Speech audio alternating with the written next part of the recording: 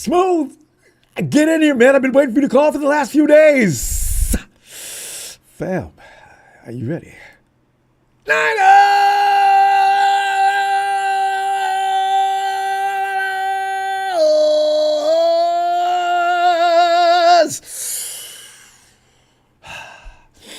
I feel a little better today. Some things are going on now that give reason to believe the 49ers could make some changes this week in their performance, maybe. But Super Bowl hangover, you know, it's something we always joked about, the Madden curse and things like this. It's all superstition for the most part. Although the Super Bowl hangover does sometimes follow a sequence of things that do actually get the label hangover. The headline today, 49ers' lack of explosion on both offense and defense, it's costing them wins, along with that fourth quarter meltdown that we seem to see almost weekly nowadays. They jump out to these leads and they can't hold on, right? But when a talented NFL team such as the Niners is losing, the search for answers occupies the minds of everybody, from the franchise front office to the millions of us adoring fans, but of course, also the search is on for how to fix the big red and gold machine. I mean, there's some obvious, clear-cut reasons why. I mean, they're legitimate reasons, too. But it's the NFL. Every team has injuries. Do we have to go all the way down to tubes? But in fact, there may be still an underlying dilemma as well, which is I want to see where your head's at on this, and we can tap into this and just sort of mull it around. Because sometimes clarity gives you a little reason better to relax. As we are now, if you're like me, you're a basket case going to every game this season. Last year, we thought we were going into a game. It didn't matter who it was. They were going to get their damn ass kicked. This year, so to the phones, we're going to go tonight for another Niners faithful group hug-oriented conversation. In an attempt to lift morale going into this holiday season. Going into Christmas and Thanksgiving all pissed off about the 49ers? We've not done that in how long? No! We're not Cowboys fans, no. We're not Rams fans. Or Hawks. You know the funny thing about the Hawks fan? The Hawks do just enough every year that you can't call them anything bad. I give the Hawks organization a B+. Even when they have no business doing as well as they do, they always do. Although this year's not over yet. We'll see what happens. But Gino finally, they found a way to lift themselves up past us. The Hawks have not beat us in 3 years. Gino's got one of the worst records of all time against the 49ers. He was 0-5 coming into that last Sunday. Injury breakdown, which is always important for us, from Shanahan. Jacob Cowing, he's in concussion protocol, which would explain why we saw suddenly Jordan Mason go out there and miss on that play. And I kept saying, Coach, why is Jordan Mason out there? And oh my God, what's wrong with Cowing? I didn't know he was in. Did he go in the blue tent? Did you see that? I didn't even see it. Also, Tatum Bethune. Ricky MCL, he's got an MCL sprain.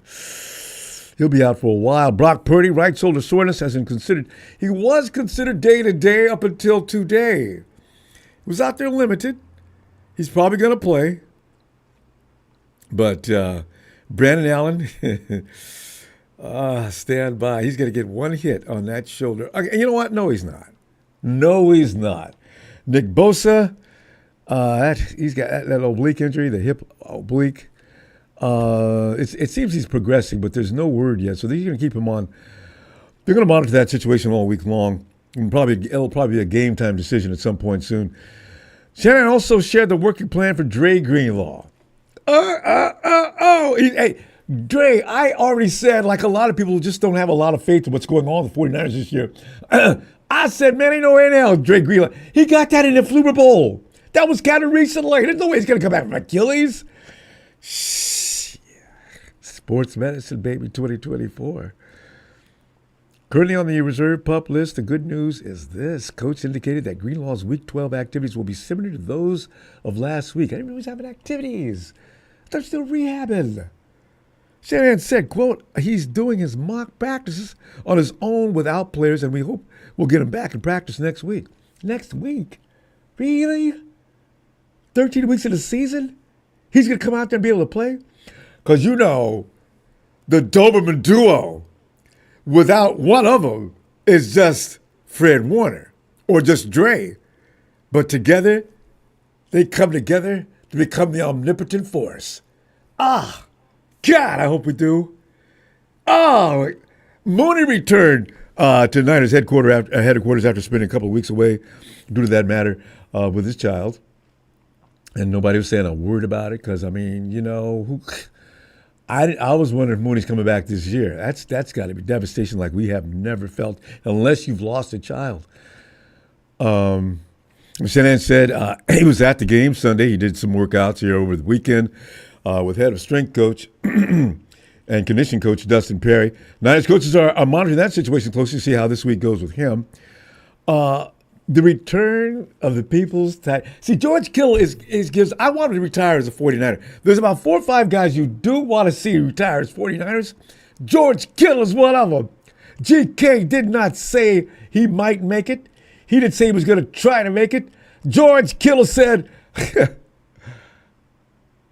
I promise you, I'm making it. This game against, and you know how much he means this offense? This game against the Packers, you will see the GK. And why? He took a page, well, I'm saying he did. He took a page out of Stone Cold Steve Austin's playbook. Why? Because George Kittle said so. Come on back, George. Trent Williams, the man hobbled through last Sunday's field with an ankle injury. He remains in question. I'm not even sure if I want him to play. If he's not going to be Trent Williams, then who is he? And I know. Trent Williams is probably better than 90% of the league, even when he's at 75%. That dude is a bad dude. But if he's not going to play well, he's going to embarrass himself. He's going to embarrass the team. He's going to hurt us. I mean, if he's not being Trent Williams out there, just being the dominant dude that he is, then you might as well let somebody else play and let him heal up. Because, I mean, so that situation remains in TBD. Demo Lenore, quotes of the week. Deebo joined KBR Radio yesterday morning and was asked about the team's takeaways from the loss. Deebo said, and quote, I can feel everyone pissed off because every divisional game that we've lost this year, we've been leading in the fourth quarter, and we just don't finish. So it's kind of that urge of now, we got to really finish this. It's really time to come together and really put teams to bed when we got to, unquote. Deebo, the entire Niner Empire thanks you for feeling our pain. We're watching you guys out there. You've already got the game into the fourth quarter. Step on their damn necks, especially the NFC West. Kill it. Kill it. Don't leave anything to be questioned. Come on.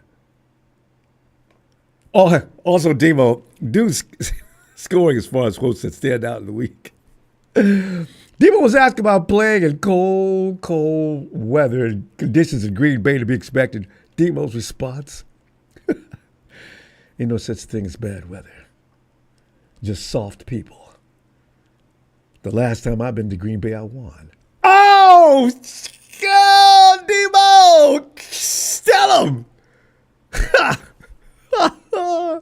Fam, I'm telling you, man, these guys are going to be pumped up. I got George Kittle promised me he's going to play this week, and we need him really bad to make that. He makes the whole offense work. You see when certain people are missing. You know, guys that are missing, you notice how we look? Unfortunately, our team is glued together like it works like a machine. Every part has to move, and it has to be good, or else the whole goddamn thing breaks down. That's unfortunate, but that is the truth. Fam, Super Bowl losses usually have leave emotional scars on NFL teams. Have we seen that? Because we've been actually privy to it. How many times? Twice in the last few years. a lingering effect going into an upcoming season can lead to underwhelming performances. We've seen that more than we want to.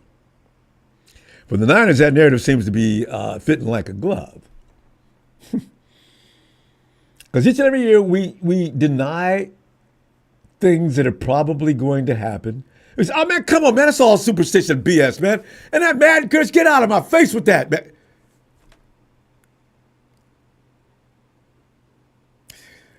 5-5, going to week 12 has left us all concerned. That falls short of expectations. By the way, there's nothing wrong with blaming much of the struggles to injuries.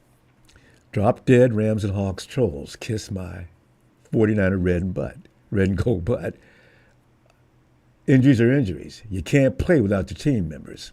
And if anything, the Rams are no better than anybody. They've been looking like butt cheeks for 3 years, and every year they say the same thing. Well, we lost this and that. So don't come in my face talking about, oh, you guys always whining about the referees or injuries. Shut up. Still, the Niners' performance has consistently been below their usual standards, though. And that is the truth. The frequent mental errors committed on game days are extremely disturbing. They've lost 3 games this season with leading by 4 or more points in the fourth quarter, all against divisional opponents. As I pointed out, they're our first team to achieve that specific, ridiculous accomplishment since 2000. And the flags, the friggin' flags. Pick the flags up, Niners. This shows you're undisciplined. You're not focused. You're not concentrating. We don't do that. Still, Coach Shanahan rejects the idea that the team's performance is tied to lingering effects from the Super Bowl 58, of which we were just recently involved in. Coach Shanahan can be quoted recently as Monday, saying, quote, I don't think there's an answer about a journey of Super Bowl hangover. I think it's about what's happening in the exact game. The week before was almost the same game. I think we went down 13-10 or something in the third. I think they came back and tied it up, and we went down and won it on the last play, unquote. Coach, one odd day does not a summer make. I'm worried about Cal Shanahan these days. He's seemingly accepting some of the things that are going on, and that worries me more than anything else. That means he's probably not making any adjustments that he should, and he's sort of fallen into place with the mediocrity. Please tell me that's not true. And I'm not, you know what, I do go along with the hate on Shanahan on some things. I don't say I agree with all of it, but I do agree with some of it. Coach was referencing the 49ers' Week 10 win over the Bucs, and in that game, the Niners were actually holding on to a 13-10 lead in the third quarter, and as I say, fell behind 17-13 in the fourth. Now, they showed a little cojones in that game. Remember, the game was tied 20-20 in the final minute when the Niners near flawlessly orchestrated a decisive drive to set up the kicker, Jake Moody, of which we all passed damn near out. When as soon as he ran on the field, I think I left the chair. I did. I had no faith whatsoever in Jake Moody. I stood in the hallway. I listened. He made it. I remember that. So, Jake redeemed himself after missing 3. But against the Hawks, the Niners trailed 13-10 in the third quarter. Again, same scenario, but responded with a 17-play touchdown drive in the fourth to regain the lead. The defense then forced a turnover in the downs, but the offense failed to sustain the next drive, leading to a punt. Fam, that's the underlying issue right there. What happened to the offense in these kind of clutch situations? I know, you know what, maybe BA's not there, but Jawan Jennings is. And Kyle, by now you should know, defenses have become leery and cautious of JJ. He's out there dealing with 2 guys now. Have you noticed that? He's never single covered anymore because he will absolutely destroy single coverage. But now you see him out there and that epic play. 3 dudes. Jennings. Bam, boom. Now, the first down marker right down there, Jennings. He's hauling. Man, fam. Dude, almost got choked up because I'm thinking, he's out there by himself. Would you miserable? Help him, guys. Show some guts. Don't make him do this by himself. He can't do it by himself. Damn it. Ugh. But he failed. That allowed Geno to engineer a game-winning touchdown. Looking for an answer? There it is. Kyle? The defense done a good job to keep the Hawks right where they were the whole game. You and Sorensen, both you guys need to have a closed-door meeting. And there needs to be some shouting and yelling. It really does. Had the Niners offense sustained or drive before the Hawks' game-winning possession, Geno most likely would not have had time enough to orchestrate that comeback. What coach said next is why it's hard to defend him when fans are going after him. I got no defense out of all this. Coach said we missed a throw and catch, which I think would have got us to the red zone. Shanahan, you think? And allowed us to run out more clock, possibly the clock, but we didn't make it and then got us on the last drive. So we've got to play better on those two last drives. And it usually comes down to that in football, unquote. Kyle, you sound like every other coach in the league. Your uncertainty, those are things that I don't remember about you. Remember you told George Kittle one time about a play he was to go ahead and run? George, do this, this, and this, and you should get a 45-yard gain easily. Really? George went out and did it. 45 yards to the yard, to the inch. This is the Kyle Shanahan I want to see back. Confident. His cockiness will never go away, even when he's getting his ass kicked. But bring it back now, Kyle. But put that cerebral mind of yours in gear. Let's go. I don't see our guys running around an opener anymore like they used to. Granted, most people have a blueprint on what you do. But Kyle, go back to the Bill Walsh book. Your concepts should have concepts on top of concepts. They can be altered enough to fool the average DC in the NFL. Hell, most of them are not that sharp. Anyway, there's a few, 2 or 3, but after that, you can't beat them, Kyle? The hell you can't. Emphasizing the importance of executing in crucial moments, Shanahan added, quote, if you don't want it, don't come down to that. Before that, you've got to play flawlessly to get up a couple of scores before the end. But that's why most games in this league do come down to the end, and we got that done versus Tampa, but we didn't get it done this week, unquote. Captain Obvious. One last thing, fam. This is what struck home with me this week. As I'm going down through everything there is. NFL analyst Brian Balder, you check him out? Huh? Did he sound like he was speaking? He was our mouthpiece. Baldy spoke as if he were representing 95% of the Niner Empire. He appeared on 95.7 the game. I'm listening. He pointed out the entire Niners team looked slow, with the Hawks taking full advantage of their lack of speed. We used to have speed. Remember people would say we were all over the place on defense? Offense, get out of here. The offense was jamming all the time. Baldinger said, that's everybody. That's the running back, Christian McCaffrey. Slow. They had one explosive play on offense. They can't get the ball down the field. And it's always been a hallmark of any Coach Kyle Shanahan team. Is they're going to have explosive plays. Where's the explosion? We look like little firecrackers out there all day long. And you can literally see there's a million stats out there, but you've got to track explosive plays in the game. This is what breaks the back of any defense. You can't do the things you want to do. Why? Because you don't have them on their heels. Every time you look up, you see 20,000 dudes sitting in the box. They have no fear. They change the game and they change field position and they give you the jolt of electricity you need. They couldn't get the ball down the field. Coach Shanahan addressed the lack of deep throws against the Hawks, explaining with an excuse, Seattle's defense, known for its bend but don't break strategy, made it difficult to generate big plays. Kyle, seriously? You said that? You, of all people. Quote, you don't come to force them. You don't want to force them. You hope to get them into some situations where you can get them, but most of the stuff that they were given us was underneath. Kyle, you sound like every other wimpy coach in the league. They're going to make you go on those longer drives, which we knew going into the game. That was going to be the challenge, and that we were ready for. We didn't look like we were ready for it. He goes on to say, and I think we were up for the challenge. Really?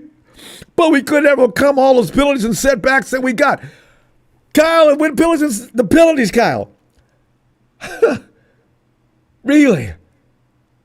Why are we having all those flags, Kyle? We're at home. It's not like the crowd is taking us. We can hear. We're not doing silent count. Man. The ability to generate explosive plays did indeed cost the Niners a win. The Hawks aren't that damn good. We made them look that good. The Niners 5-5 on the most difficult days of schedule coming up. Here's the situation. Fine mess we got ourselves into. Baldy continues to hammer home the truths, but they can't get any explosive plays in the run games or the pass game.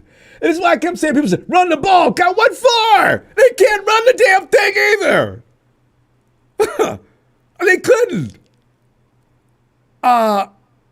They still look slow, and then when it really showed up with the Seahawks, Geno Smith's touchdown run at the end, like, where's everybody? Where is everybody? Where's the speed? It goes on to say, I know they were in the zone coverage, and ideally zone coverage, Geno's breaking pocket, all right, let's get on the horse and go. And you just didn't see the speed to go get him. This is why I'm saying the 49ers, sometimes they lack the eye of the tiger. I don't see it. Not like we've been seeing in the last few years. He goes on to say, if you get him down to the ground, he might run out of time. You don't know that at that point. Unquote. But fam, that little faux pas raises questions about the apparent lack of effort from the Niners defense, which failed to stop Smith's game-winning scramble in the end zone. He ran a long time, too. He was past the line of scrimmage. You don't have to stay home at that point, guys. Pursue, seek, and destroy. Under newly appointed Nick Sorensen, the defense that looked like a shell of its former self from last year. Maybe Nick should go back and look at some film of what D'Amico and Robert Saleh did. Niners don't, but he was there. Niners aren't reminding anybody of some of the years that other good NFL defensive units were out there for the 49ers. When was the last time our team launched a decent blitz? Last year, Kyle called out Steve Poor Wilkes. Well, he dialed up a zero. I mean, you know, Niners depend for far too much on the front four to rattle the quarterback to begin with. It's exactly as Baldy continued pouring on Sorensen, saying they just don't know how to get a free hitter to the quarterback. Nick is out there getting most of his hits on his own, going through 3 and 4 guys. They just don't dial it up. They don't overload, they don't disguise, and so they're pretty bland on what they do. We've all seen this. I said, oh my God. Coach, I mean, Baldy, I mean, you're so right. If it was Baldy, I mean, dude was holding services, man. I said amen all the time. The whole time he's talking. I just hope some of the folks in the Niners FO were listening when the questions came up. Is the wrong running back playing? Now, we've been talking about this for weeks now. We tolerate it. We put up with it because, you know, some of us still believe in Kyle Shanahan. We figure he knows what he's doing. Then again, it comes to a question every now and then is, does he? Baldy echoed every last one of us suggesting that the Niners might have the wrong number running back, taking the majority of the snaps. McCaffrey playing a second game after being sidelined with Achilles tendonitis. He hasn't looked like the dominant player from last season yet. He just doesn't. He doesn't look special as Baldy, but he just doesn't. Jordan Mason hit the first run. Bam. 8 yards. Went down and sat down. Wasn't seen again. Except for that muffed kickoff. He hit that hole like we'd watched him hit it all year, where he was second in the league and rushing a couple of weeks ago. JP finished the game with just 2 carries for 13 yards. Baldy continues saying 2 carries, 8 and 5 yards. So he hit the hole the way he's supposed to hit the hole. The way Jordan hit that first run, I'm like, that's what they need. Hey, Baldy, we all said it. Kyle, let him play, man. We can get. You know what? And this is probably what's going on.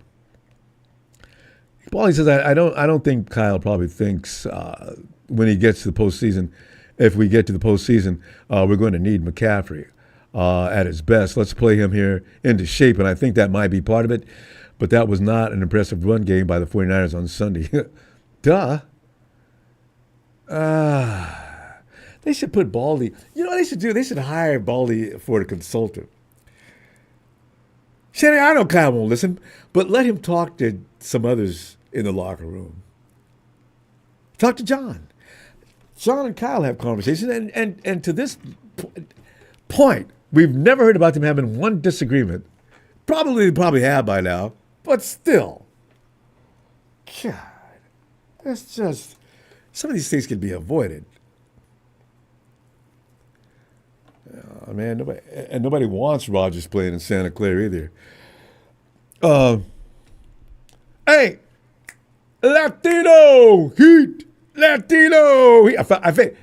I found Millie underline that. Hey, keep scrolling down, and you'll find him. First, I was looking forward to the first stop. Millie, get in there. I swear, the Rams fans really believe the stupid shit they say. I can't believe them. No, ain't they special? They are special. They've fooled themselves with that crap. They're really more halfway than retarded. They kill me. That's it. Especially marketing pro and what's the other idiot? They got several. Ronbo. You guys are real stupid. Like I said, if football slapped them in the face, really good football, they wouldn't know what it was. They just come in here to aggravate. They don't know what they're talking about. It's not even aggravated. It's just dumbness shit they say. They really believe the stupid shit they say. They sound as bad as Raider fans and Cowboy fans. Ooh. We're the best team in the NFL. We're going to the Super Bowl. You guys really believe that dumb shit? I'm like, damn. I'm telling you. Sometimes I see it and I'm trying to focus on doing this program, and it just shocks me. Oh, man, Jimmy's good, better than Purdy. I'm like, dude, you were the first one to say Detroit versus everybody. Fuck that. Wait for Super Bowl incoming talk. Please and thank you. I mean, Ellis said it a while back. Don't feed the trolls, y'all. They're in here doing what they do because they know they're getting attention. But it's hard to just ignore them.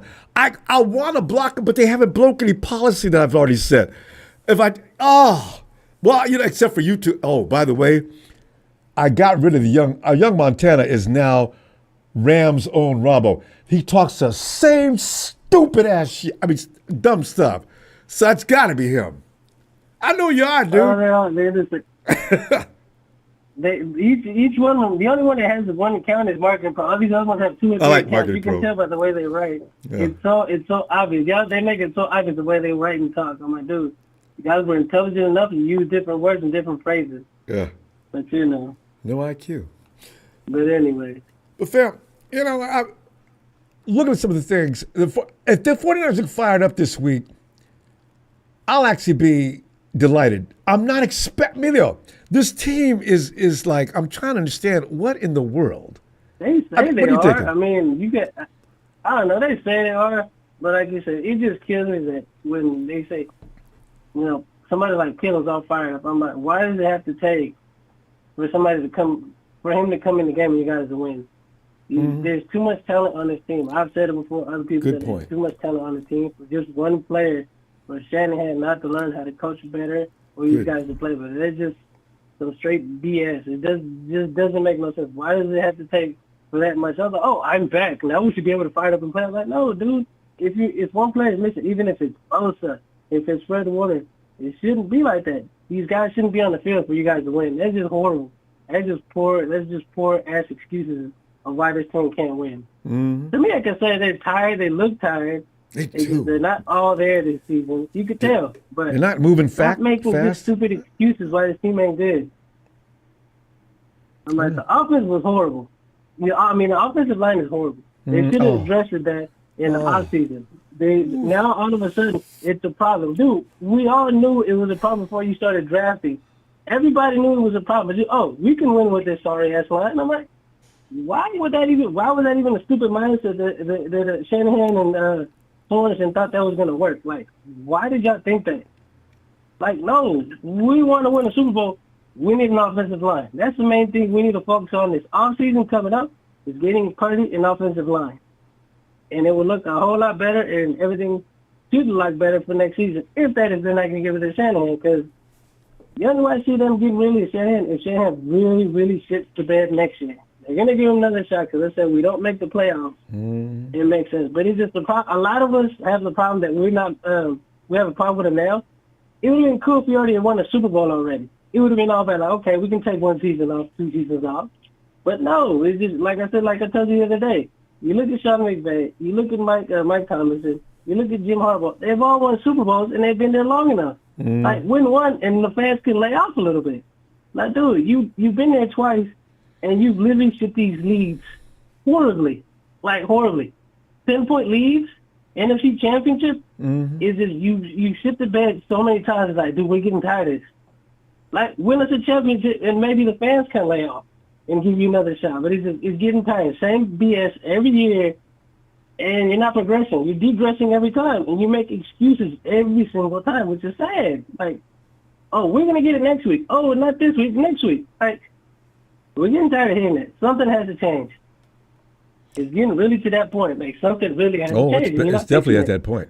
Oh God, yes. I mean, we've watched this movie several times. It always ends the same. Give me another episode, man, please. That's what I'm saying. It's just getting sad. Like, this is like I said. If you already won it, let's say if we did win the Super Bowl, we all would have been laying off. We would have been all laying off on this year. Nobody would have said that shit. I'm like, okay, they're tired. At least we won the Super Bowl. We can laugh a little bit. But no, dude, it's just you lost in 2019. You lost last year. It's like, what else do you want us to? And like people say, well, he won us. We've been the 4 consecutive championship games. I'm like, so what? Harbaugh got us to 3, and they kicked his ass out after the 4th year. Well, so that's not anything. That's just bad. It just doesn't make sense.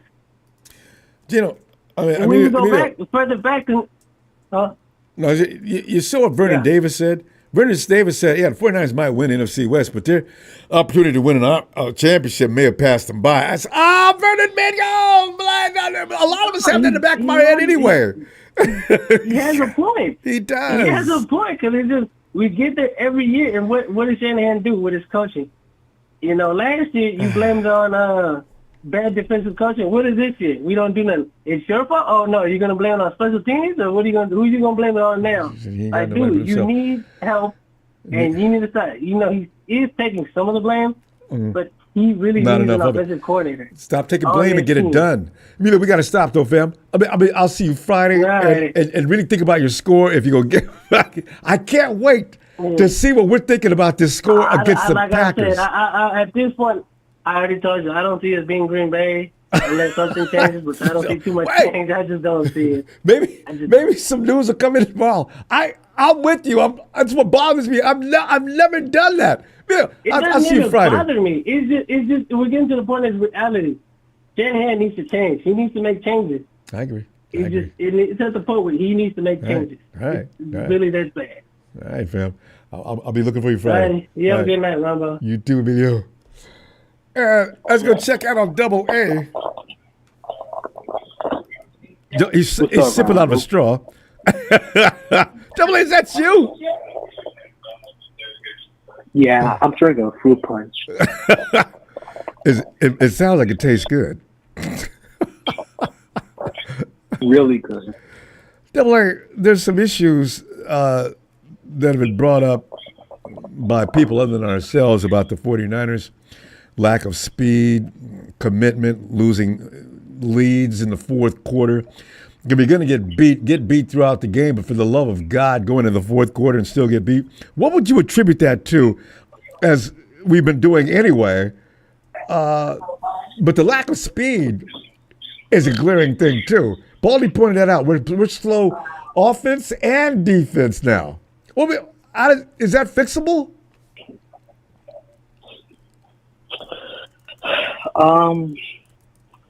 I mean, so on the defensive side, I just don't know what to say about Nick Sorensen. Like, he doesn't have the experience. You know, I know we have the talent on defense, but it's just our DC just doesn't know, or you're saying his X's and O's are lacking. You know, a lot of people question that. Yeah. and judgments. You know, Steve Wilkes was blitz crazy. Steve loved to blitz. I wasn't mad at that. Kyle was. He called him out in the Super Bowl, remember? Now we have a man that's apparently saw what happened to Steve, and so it says, well, I ain't calling no blitz. Hey, Kyle, And see, but it's another thing. God, don't have people, defensive coaches, scared to make judgment calls. And that could be it. We don't look exciting on defense. I mean, we have a couple players here and here there to stand up. Yeah. You're right. Yeah, and plus, our D line's not as deep as the past years, like in 2019. So and I'm scared to death of what's going to we're happen probably this gonna have weekend. to. Yeah. If there's no Nick, Nick was the defensive Yeah. pass rush. Now there's no Nick, or he's not healthy, even if he did try to play. See, this is. I don't know. Vegas is going. What's the spread? Have you seen it yet? I've not looked because I always don't want to look. I think we're underdogs. The Packers are like favored by 2.5 points. Yeah, I saw 1.5 the other day. I did see once. Now the 2.5.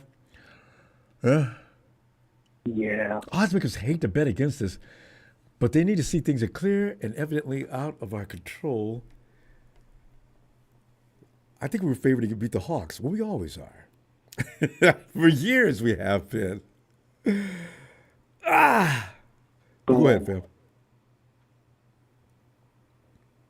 But yeah, I mean, in the off season, of course we need to build up that offensive line. We say this every year. Yeah, and plus we need to bulk up that defensive line. Well, they Aaron, here's a scary thing. They added the guy from the Panthers, Gross Matos. They added Leonard Floyd. They got Malik from Texas. He's a good ball player. They got the guy from the Browns. They did everything but go out and get a real high profile price, big ticket player. We did that with Javon, and then he ends up out the whole season. It's like they got snake bit. I don't think they're going to do that again. But there were guys out there that were out there for the bargain, as we pointed out the other day, with a couple of guys that did sign late, and they would have been gotten for bargain prices because the fact is they had run out of options. Why did we go get one of them?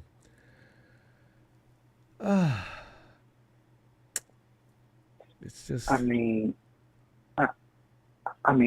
know, but and then, on the offensive side, of course, on the offensive line, of course, you got Cooney and Banks are pretty good, but at the center position, Big Brandon just. Yeah. And thanks to Pooney, we're not calling McKivitz's name all game long. Pooney's out there doing the work of two men. What if Pooney had somebody next to him that he didn't have to cover? That would end a whole lot of problems right there. So we're going to find out what they think about doing in the draft next year. Yeah, to be honest,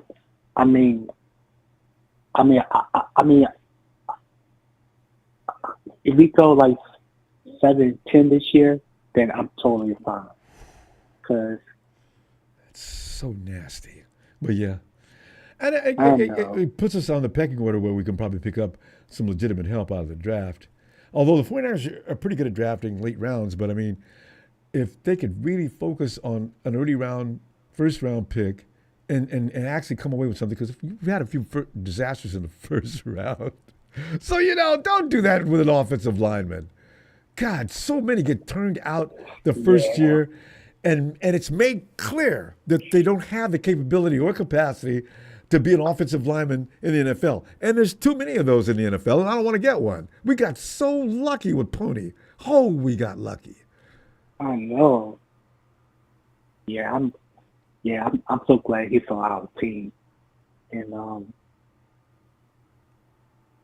one person I want to bring back is Trey Greenlaw for maybe on a 1-year deal to kind of prove it. Well, Yeah. But then what if he proves it and then you're not going to be able to afford him the next year?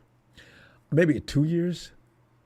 Oh, See, because if he has a great year and he's starting to feel himself, and here comes everybody. Hey, Dre, whatever they're paying you right now, I'm going to tell you, no matter what they're paying you, I can do much better. You want to hear this? Come out, fly you in. We'll go to dinner. We'll talk. And now the 49ers, who don't have any excessive cash or surplus cash, that I call it, gone. You lost Dre Greenlaw because you didn't foresee what could possibly happen if you don't get him in a position where he can't run off after one good year. Next year, you don't even wait for him to complain. You go ahead and write up the new contract. yeah, that's true though. So yeah, so We're going to find out. Hey, we'll see how. I just realized I'm not watching the clock. I'm so stirred up tonight. But listen, let me see you Friday. Bring your score. Well, this Friday will be the most hilarious Friday we've ever done. Because how many of us believe? I'm gonna see you Friday, okay, fam, for the scores. All right, Ronbo. All right. Double A. All right, See ya. fam. All right, fam. Have a great night. All right. Vader.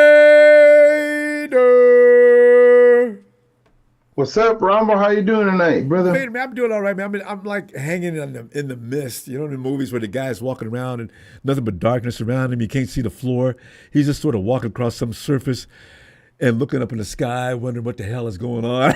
That as a Niner fan, that's what we are now. Just in the mist. Absolutely. God. Absolutely. But the gentleman you were talking about in your intro, Baldy, Yeah. pretty much discussed what we discussed on Sunday, huh? Yeah. We You know? We Wow. know that the wrong running back is out there, Kyle. Stop forcing that matter. You're going to lose games. But He'll yes, defend it. but the thing is, I'm kind of with you on that. I'm trying to understand what Kyle's trying to do there. Is he trying to get his motor going? What's going on? And then he kind of confuses me a little more with kind of the other point you brought up with, well, we're going to take what the defense gives us. Okay, well, start running McCaffrey out in the flat. Let him get beyond that second. What are we doing, Kyle? Right? And he keeps hitting the hole, and he's not getting anything. And then you do it again, back to back. Then you do it again, and then you give us this press conference like, well, we've seen that. Are you doing this stuff intentionally for a reason? I don't know. It's just confusing, Ronbo. It's confusing. Oh, it's beyond confusing. It's frustrating, fam. It's Absolutely. annoying. Kyle, your genius, your mystique is gone when you do that. We think you look like you're confused. Where's the confidence?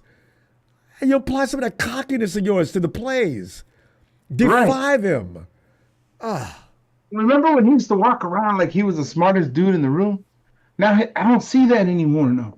Because he can't even fake it now. Kyle knows he's getting his butt handed to him. And now we find out that Mike McDaniel's way more important than we even imagined.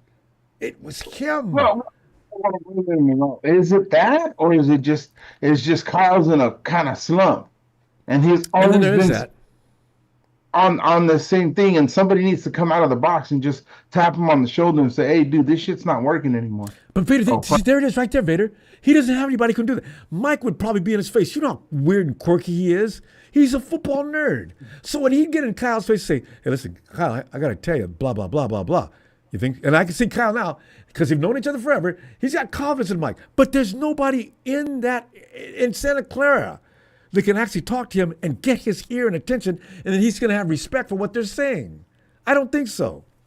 Because that's what's the problem now. Now he has nobody to help him.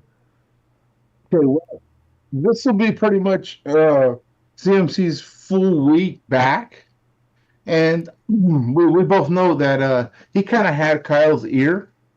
He would go into his office and they would go over plays. CMC? Yeah. With this Packers game coming up, we might see something a little different that we may have been missing. We're looking at this as we need him as a running back. We need him as a running back. But the thing is, he's a Swiss Army knife, man. and we were using them for everything. And also, they would, he would go into his office and they would dial stuff up. So this is first full week kind of back doing that. Maybe I don't know. Yeah, I know. well, It's shameful, but there's so many things to speculate. It's as good as anything else. Because if he goes out there and does the same squeamish, scared things, well, we only took what we give him. Kyle, it used to be that you go out there and create situations and manipulate the defense in a way that you could get things done. Where is that Kyle Shanahan? This is one of the reasons why I thought this dude is a bad boy. Kyle Shanahan. Look at George Kittle. He's all by himself. Where's the defense? Oh, my God, how did that happen? And things that you can't understand, he used to make them happen. yeah, exactly. What happened to that? I did, dude. I don't know.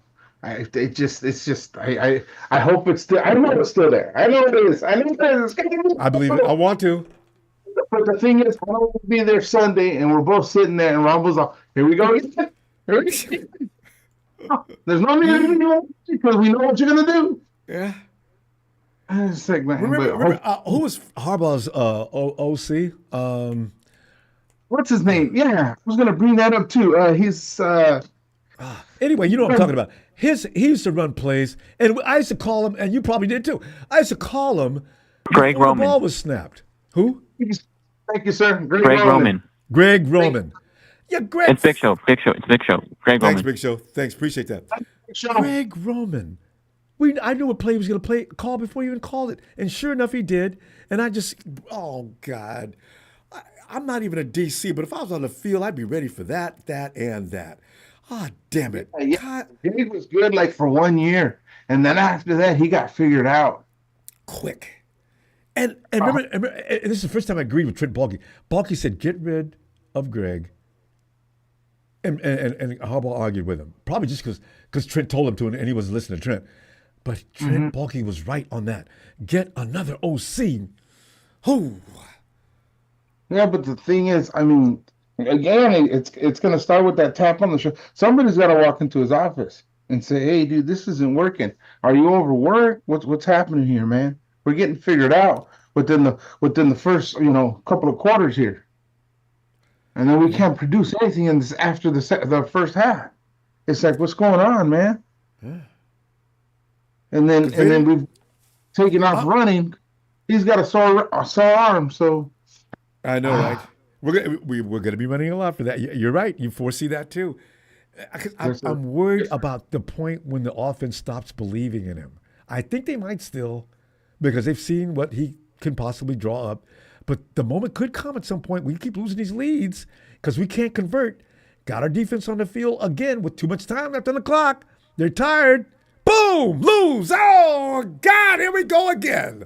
And then Jake really dropped out on the field. We're tied up at least. Here comes Jake. Oh, why do we always come down to Jake having a game in his hands? Oh, you know what? I agree with you. Oh, because look at actions speak louder than words, and look at the Cowboys, man. They look so defeated. That's the thing that makes me laugh. Unless something changes, man. Something's got to. Because we're on that path right now. We're going to get so depleted with these. Oh, really? We lost by 2 points. We keep giving up leads. I mean, every time that happens, you see it on the sideline. You see it in everybody's face. And it's got to stop, Vader. Vader, get that score ready. I don't know what you're going to do, what you're going to say, but get back in there Friday. I'm going to try to get it as early as possible. Just like I like getting it early. Everybody stays awake. I'm going to tell you what. I got the Niners freaking losing unless we see some kind of... Wait. Everybody stand and stay. I even said it. Listen, let's think about this. And Friday I'll see you and see if you haven't had a change of heart. If we unanimously all say the 49ers are going to lose this game, oh, my God. Anyway, I see you. Thanks again, Ronbo. I'll see you on Friday. And shout out to Show, of course. Thanks for the assist today. And again, Big Show, I need you to look me for a tackle in the third or fourth round. I don't care about these first rounders anymore. They're already getting paid in college. I need that crap over here, okay? I want some solid third, fourth rounders, man. We need some right tackles, and we need to get somebody to get Trent going. And again, shout out House due to TNT and the rest of the Niner Empire. And man, Rams fans, find your own channel, brother. Radio Ronbo Sports and hit that like. You have a good evening, Ronbo. Love you. You too, baby. Love you back, fam. I'll see you Friday night. Steven! Well, when I'm complaining about things, I'm preaching to the choir. Steven's been on top of this for weeks. I've been on top of it, and I'll stay on top of it until the day I die, or until something changes. Hey, Yeah. Ronbo, let me tell you something. I want y'all to hear this. I really do. I want everyone to hear this and know this, because this is how passionate I am about this team, and I'm pretty sure a lot of people feel the same way. So, Chargers are allowing just 13.1 points per game this season, the fewest by a team in their first year under a new head coach in the last 20 years. Guess who was able to do that by themselves? Guess what organization did that back in 2011? The San Francisco 49ers under Jim Harbaugh. We were bad, boy. Hey, but remember, that's the Chargers defense are that doing Mike built too. That defense was tough. Yeah, but Ronbo, look at it like this. Yeah, that's the defense that Mike Singletary built. Man, I wish we had a DC with his mindset, because god damn, that defense was nasty. Oh my god, Mike Singletary. They were his personality out there. Yeah. He was, granted, yes, his offense was lacking, but the defense made up for it exponentially, Ronbo. I mean, now you throw Jim Harbaugh in there, who worked with that defense, who copied that same defense. If you actually watch a Chargers game, it kind of looks pretty similar to the 2011, 49ers. That defense is not that jokingly anymore. Their Chargers are serious now. No, I know. That says a lot. That says a lot. And they've always had the offense. The defense was just a pain in the ass. But yeah, they're going to make some noise. We knew when Harbaugh got there that was going to happen, though. We knew it. But we let him go for nothing, Ronbo. We let him go for nothing. Trent Baalke. And they didn't even attempt to try and get him back. Come on, change your diaper. Sorry, I don't know if you heard Roman. No, I was at Rome. Hey, Rome! You know what, though? Actually, Harbaugh had burnt his bridges with Jed York by disrespecting him all the time. But he didn't directly do that. It was Trent Baalke always getting in his face. And I think Harbaugh would say something like, you know what? I've got more football in this little finger than both you and Jed put together. Get away from me and let me do my job. Harbaugh's that kind of guy, right? So that got back to Jed most likely. He wouldn't talk to me. He doesn't care. Yeah. Ronbo, here's the thing. Jim and John both played college ball. They're strong-minded people. You got to be, really, if you look at anybody that's played at a professional league level or in college level, their mindset going into this as a head coach is that of a player. Oh, yeah. You're not going to tell me how to do it. I know. I've been in the trenches. Look at Dan Campbell. Look at D'Amico. Oh. These guys are very strong-minded individuals. Granted, Dan Campbell is extremely aggressive, as with D'Amico. He shows his aggression on the field and his play calling. And the team always looks like them. Look at Campbell's team. Yeah. The Lions didn't look like that a few years ago. Now they're fearsome. Ronbo, they didn't need to put 52 on the Jags. Yet they still did it, because that's how Dan Campbell is as a person. If I'm going to whoop your ass, I'm going to make sure you leave in a body bag. I know it. I love it. He left nothing on the table. Yeah. He left nothing on the table. I got nothing bad to say about Dan Campbell. He freaking scares me. Well, here's the thing, too, Ronbo, is I was talking to my lady, and I said, hey, look, because I pulled up a press conference of, what Kyle Shanahan was talking about today. And I was like, you know what pisses me off? She goes, what? I was like, it's the fact that we got a guy like this at the podium talking and speaking when he himself doesn't look like he even wants to be there anymore. I was like, if you look at a head coach, I was like, I asked her, because she doesn't really watch football like that. I said, if I asked you, I was like, hey, do you want to play for this guy? And then I pulled up Dan Campbell's press conference video of him talking about him whooping ass on the Jags. And I was like, well, would you rather, work for this guy? And I pulled up Jim Harbaugh or this guy. She goes, I'd rather play for those other two coaches rather than Kyle, because he has no inspiration. That tells a lot. It's an important element. Like a football coach, yeah. He's not a leader. He's just not. He's better off as an offensive coordinator. And, because he's just not a good leader, Ronbo. He's not. He was never ready. But the problem is that the media hyped him up to be this offensive-minded guru and this leader that he never was. And he thinks that by, replicating Bill Belichick, it's going to work. No. Here's the thing. Bill Belichick had his way of doing things because he knew it worked and people respected him because he was a winner. Winner. And that's a good point because that's a good contrast to compare him to. The players didn't even like Bill, but they respected him. No. And for that reason, he got the best out of him because you knew as a player for the Patriots, if you don't do your job, you're gone. And don't come in here asking for a lot of money because you're still gone. Go shop the market. Belichick didn't like to pay people, and he didn't want people to like him. Just do your job. Exactly. And you know what else? You know what else, Ronbo? Here's another thing, too. Here's another thing I want to touch up on. I don't know if you saw the press conference with George Kittle. They asked him, and they said, what is the reason? What do you think would be the reason as to why the Niners lack in red zone conversion? And he goes, really, offensively, it's just us. We've been lackluster all season. We've gotten really lazy. He goes on sweet passes. People aren't defending their guys to allow for those sweet passes to go through. On those long balls, there's nobody that's really blocking their target like they're supposed to. X's and O's aren't being crossed over. It's just, we're not doing our assignment correctly. He goes, Kyle's getting us you know what? after. To put all that in a nutshell before we run out of time, do you know what that says? People That have been says saying it for a long Kyle's lost time. the locker room. Yeah. Kyle's lost the locker room. It's simple. No one respects him. No one's going to listen to him anymore. And you know where it stemmed from, Rumble? When Jimmy G said, your plays fucking suck, man, on national television. It started from there, and it went downhill from there.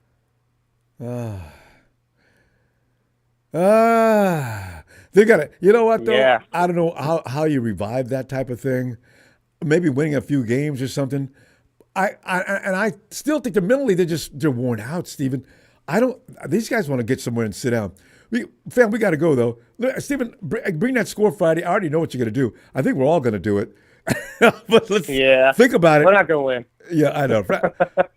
I'll see you Friday. Bring that number, and we'll keep everybody charted up. God. I'll see you Friday. Yeah. Hey, good night, Ron. Good night. Good night, fam. Oh, I didn't see this day coming. 2-3 years ago, I never saw this day coming. Well, we're talking George Kittle saying things like that, which clearly indicates there's trouble in paradise. Hey, we haven't talked to Break in a while. Hey, Break, come on in, man.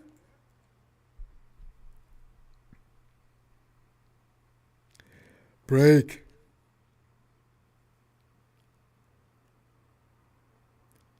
Break.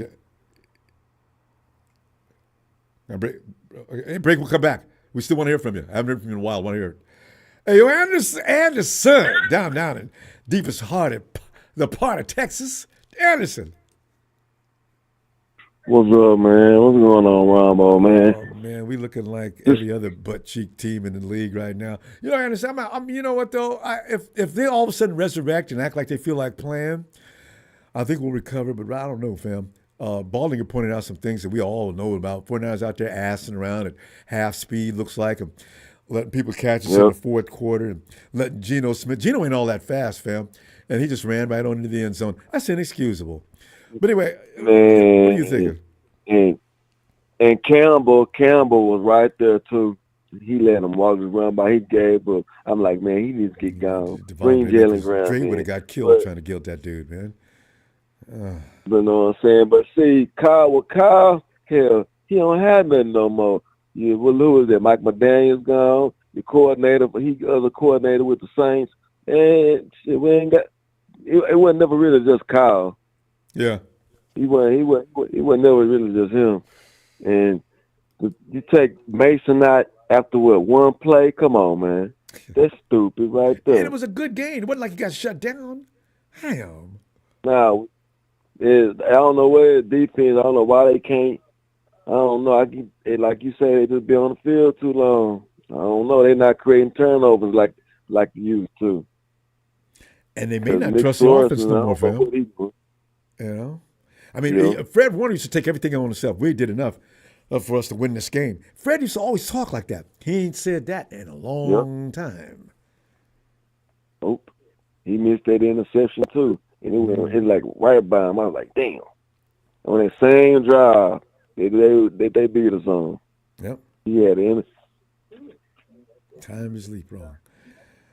But see, if he had Dre out there with him, I think Fred is trying to cover for Devondre. Now, Fred ain't the kind of dude who's going to throw Devondre under the bus. But he said, y'all, you know what? I'm trying to do the work of two people.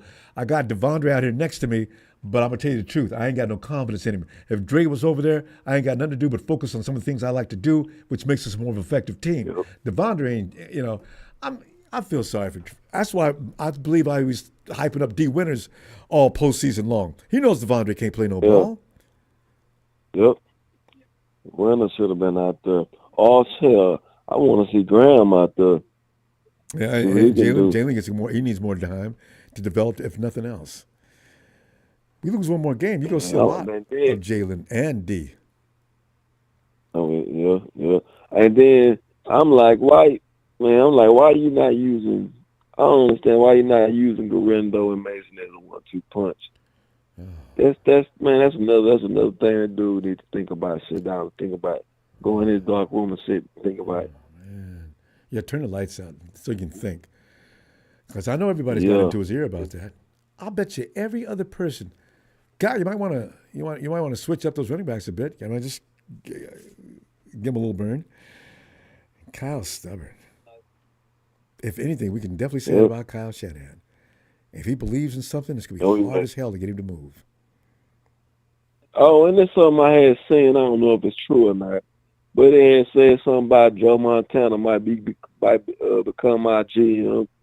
And John Lynch maybe just return to. He might try.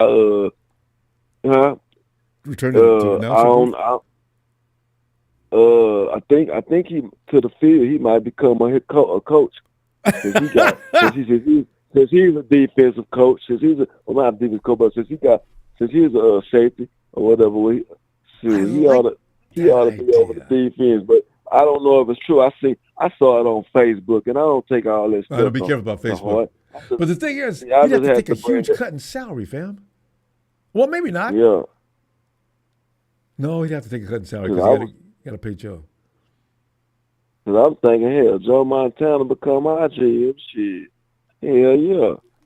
He going to spot the talent. He going to spot the talent. And he wouldn't have a problem going down and tell Kyle something because Joe's a legendary figure. If he goes down and talks to Kyle better sit down and listen. That would be an outstanding move. Yeah, that's what I seen on. That's what I had seen and said something about Jed York. Jed York reached out to Joe Montana or something. I said, I hope this shit is true, but it's probably not. Nah, it's just too good to be true. Because I'd love to hear about a closed-door meeting with Joe Montana and Kyle Shanahan saying things like, Kyle, you know what? You're an accomplished coach. You're a brilliant mind as far as football goes. There probably is nobody better. Fucking my team up. Fucking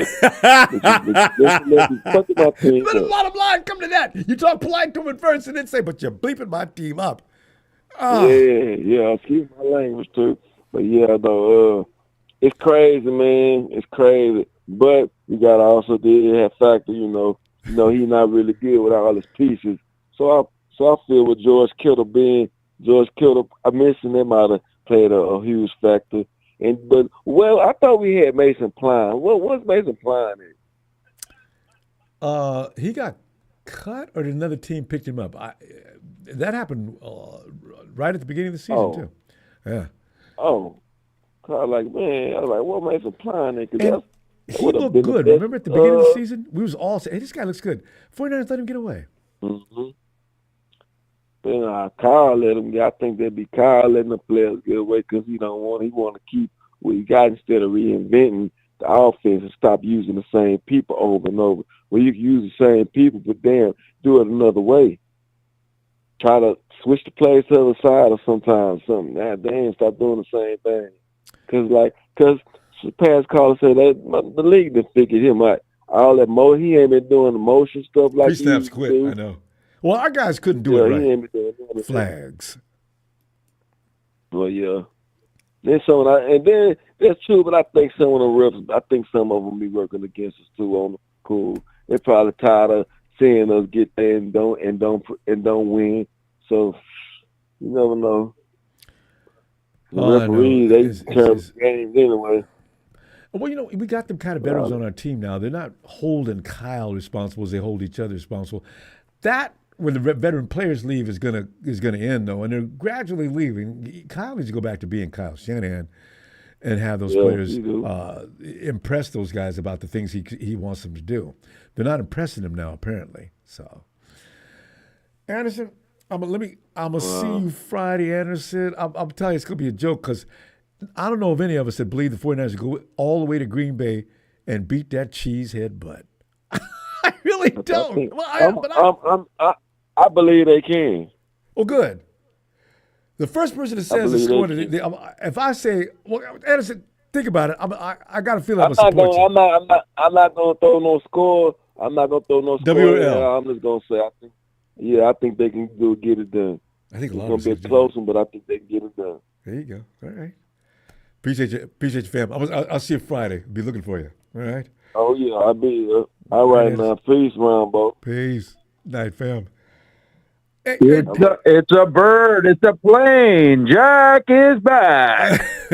Zach, good to hear you, Dak. But hold on. We got Darius has been standing by. All right, please. Hey, yo, Darius. What's up, Ronbo? Darius, I mean, as a 49er fan, it's a weird feeling, ain't it? We're getting ready to go to the holiday season, and I'm feeling real nervous. And we got a great team. I don't want to go as far as Michael Parsons.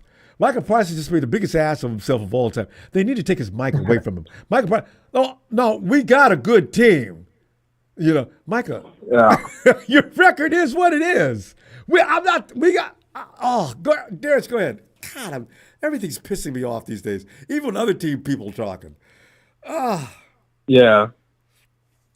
Yeah, no, I mean, it's going to be a tough game. I mean, I saw somewhere where Green Bay have been in 7 one-score games. They won 6 of them, and we're the exact opposite of that. So it's not looking too good for us. But oh God, I mean, it's that point in the season where there's really not much to say. What's said has been said. I mean, the team is the same before and after the bye.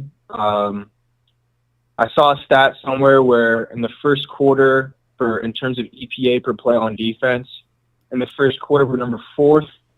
In the second quarter we're 7th. In the third quarter we're 12th. Constantly getting in the fourth quarter we're 29th. That's so. So I mean, our fourth quarter defense is miserable. It's like the Bills defenses in the early 2020s where they would have the number 1 defense, and every time they got into the playoffs, fourth quarter they would just collapse, despite being top 5 throughout in every single metric in the regular season and other playoff games. So, I mean, because they had the talent, we had the talent. They had players like Micah Hyde, Tre'Davious White when he was good. They had all these type of players just like us, and for some reason, it gets to the fourth quarter and our defense collapses. But I think a lot of that defensive collapse is mainly because of players trying to overcompensate and try to make big plays because their offense isn't getting plays. A lot of these losses. I mean that's Seattle. I mean, if you score 20 points, 24 points, you win the game, and that's a reflection on Kyle Shanahan, because like people were saying on Monday, like people were saying earlier today, the offense has become predictable. I watched that game on Sunday, and I swear to God, they lined up. You could just tell now as a Niner fan. It's fine when you watch a team line up pre-snap on offense, and you can just look at the personnel, look into formation, and me, a person who's not in the NFL. I've never played football at a high level, in terms of college and nothing like that. And I can tell if it's going to be a run play, if it's going to be a pass play. That should not happen. I think I got 3 plays wrong. I think one of the plays was going into the fourth quarter. It was a 3rd and 5, and we handed it off to McCaffrey and got a first down. And I think that was the only play where I was like, oh, shit. The offense actually caught me off guard. I don't remember a single time. Even last year, it was not this bad. So I think the problem is just predictability with this offense right now is predictability and the scheme. Ever since that Ravens game on Christmas against Mike McDonald, teams have just figured out, okay, we know how to attack our protection scheme. They figured out how to take away our screens, which is why we're not running screens this year. They figured out what coverage to run to get players, not open. I mean, before that game, we get players running wide open, and all you would hear was, "Oh, Purdy's throwing the wide open guys. Purdy's throwing the wide open guys." Since that game, I don't recall a single player being wide open since that Ravens game on Christmas. So there's just not much to say. Kyle Shanahan has to really take a look inward and just refigure this offense out. And at this point in the season, it's not going to happen.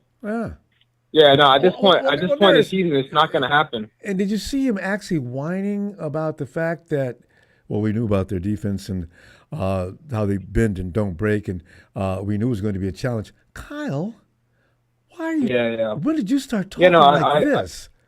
My God.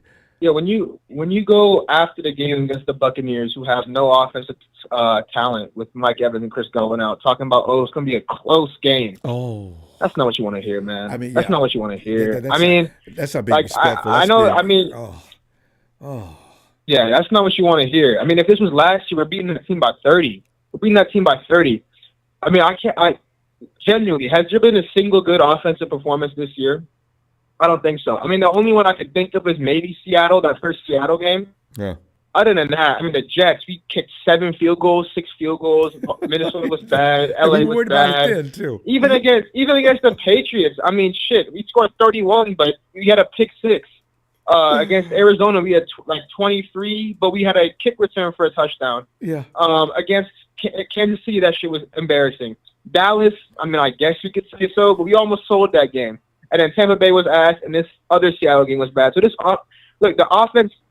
defenses have figured out how to play this offense, and Kyle Shanahan has to adapt. You see other coaches adapt, right? You see Reed adapt to no longer having a deep threat. Last year they were going through an offensive identity, but they were still scoring around 24, 25 points a game, and still moving the ball up and down, right? Mm-hmm.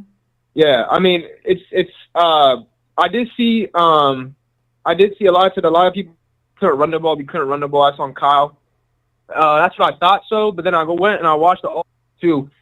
And I mean, you have players like, as bad as Jake Brendel is, he can make some blocks in a run game. Yeah. He didn't even do that on Sunday. So I mean, you have, not only is it bad play calling, predictable play calling, but even the players that are supposed to execute at the level they're supposed to execute can't. Not having Kittle was massive. Kittle is our entire. I mean, it just goes to show how big that guy is in our run game, because we couldn't run the ball worth a damn. I would love to see Mason be used more, because I know Green Bay doesn't really have a lot of good linebacker play, and Mason's a physical runner. But I mean, there's just not much to say, man. This team is looking really mediocre. Well, I think Fred said it best. Is like, go ahead. No, because you mentioned linebacker play in Green Bay. If you and I were sitting in a room, one of the first things we'd say to Kyle is, Kyle, these guys in Green Bay, the linebacker crew, you can take advantage of those guys. You can put Chris McCaffrey out on them all day long, and it would be a long day for Green Bay. Yeah. Meanwhile, you can plug Mason in the backfield, line Christian up in the slot. They're not going to know what he's going to do. He can circle back around for a jet sweep or any number of things. Now the options are there. The defense has got to guess. Kyle, remember when we used to have defenses guessing? Yeah. And we'd be like, Kyle wouldn't be laughing. Because he knows it's true. Oh, yeah, I mean, that's God. Yeah, like I think I said it on Sunday. Like, the Deebo jet sweeps don't work anymore. I remember the only other time he ran a jet sweep was to Ricky Pearsall, and he got a 40-yard game. So I mean, It's not like jet sweeps don't work. I mean, I see other teams run jet sweeps and it works. Yeah. But like Shanahan, if you're running it with Deebo over and over again, and a team sees Deebo in motion, 9 times out of 10 they're gonna think, shit, that's gonna be another jet sweep, and they get it right every single time. You could be the DC for that. See, he's not surprising anybody with that. And now he fails every time. I mean, it's yeah. I mean, he's got to really reevaluate things. But like I said, at this point in the season, it's pretty much not going to happen unless he flips a switch. I mean, we started in 2021, halfway through the season, he started as a running back, and that changed our 2021 season. But I don't see that type of spark like going to happen this year. I don't know. Who knows? Maybe we shocked him. Maybe Darius, we do have to stop. Maybe though. he shocks us on Sunday, but who knows? Oh, I wish he would. I'll see you Friday, though, and you give us your score and why you think it's going to be what it is. WL's also in play, and I'll see you Friday, okay? Good stuff, Darius. Yes, sir, man. Have a great night. Night, fam. And Jack, would you be nimble? Be quick and jump on over that candlestick. Close your eyes, make a wish. Ronbo, close your eyes for a second. Okay. And imagine this. Yeah. We beat the Seahawks last Sunday that just passed. We just beat the Seahawks, and we go to Lambeau Field this Sunday. Yeah.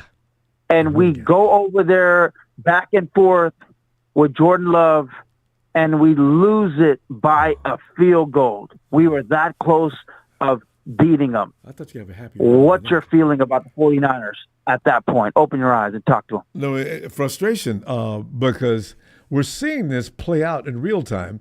Everything you're just going over, the what ifs are all becoming reality. We're sitting there in the third or fourth quarter. What if we win this game? And then the fourth quarter, well, no, I guess not.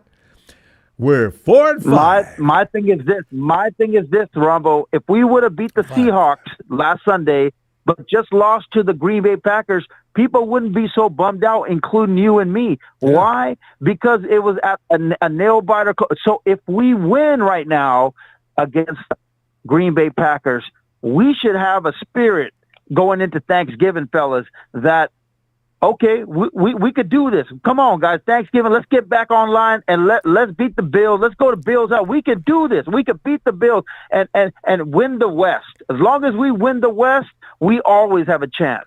We have a chance to go even into Detroit, back to Minnesota, and beat them. Even Green Bay, beat them in the play. We just got to win. As long as we win, it's going to be fine. So my thing is, you overworked McCaffrey, and now he's slightly injured. You should have took Nick Bosa out, because now we got Jonathan Garvin. Now, rather than the jet sweep like the last guy who was making me think of complimenting jumping off a bridge, the last caller, rather than put Deebo on the sweeps, Ronbo, why don't we put Deebo at fullback and make him the best fullback, a la Michael, Seahawks, Michael, goddamn, we drafted him from Penn State. Remember, then he went to Seattle and became a fullback with Marshawn and Michael. Goddamn. I know, I can't think of. Tell me in the chat who what's his name. He's a commentator now. He's a commentator on Irving. Irving. No, it's not Irvin. God damn. Anyways, they had a fullback who's Jack. Deebo's his blocking is okay. It's not special though. His blocking's okay, but can you imagine him, running as a fullback and going down the field catching? I mean, him and McCaffrey, Mason. I mean, I'm just saying something different is one thing. Think outside the box and do something different. Is you know what I'm saying? Needed. I agree with that. And if we beat the Packers and they lose on Thanksgiving to the Miami Dolphins because they play Thanksgiving, then we're pretty much half a game behind them. So, I mean, you know what I'm saying? There's a lot of football left, fellas. No, but if it doesn't work out this year, Ronbo, too. So it's not like they're a shoe-in to go undefeated between now and the end of the season either. So, yeah. But listen, if we don't win this year and we don't make the playoffs, I'm calling 0800 Coach Prime. Let's get a Super Bowl with Coach Prime will get us a guy. You know what we're gonna do, guys? We can't draft Shador, right, Ronbo? But what we can do is draft his son, the cornerback, right? We could draft the cornerback and say, listen, you can't coach with Jerry Jones because Jerry's wherever Jerry wants to be in control. But we're gonna make you in the spotlight, Coach Prime. Come coach your son over here and let's get a dub. And then David, thanks. Michael Robinson is who you were talking about. I forgot. He's on tele. I mean, Michael Robinson became an analyst. As far as a fullback, you were talking about, Jack. We lost him just at that same moment. Yo, Jack.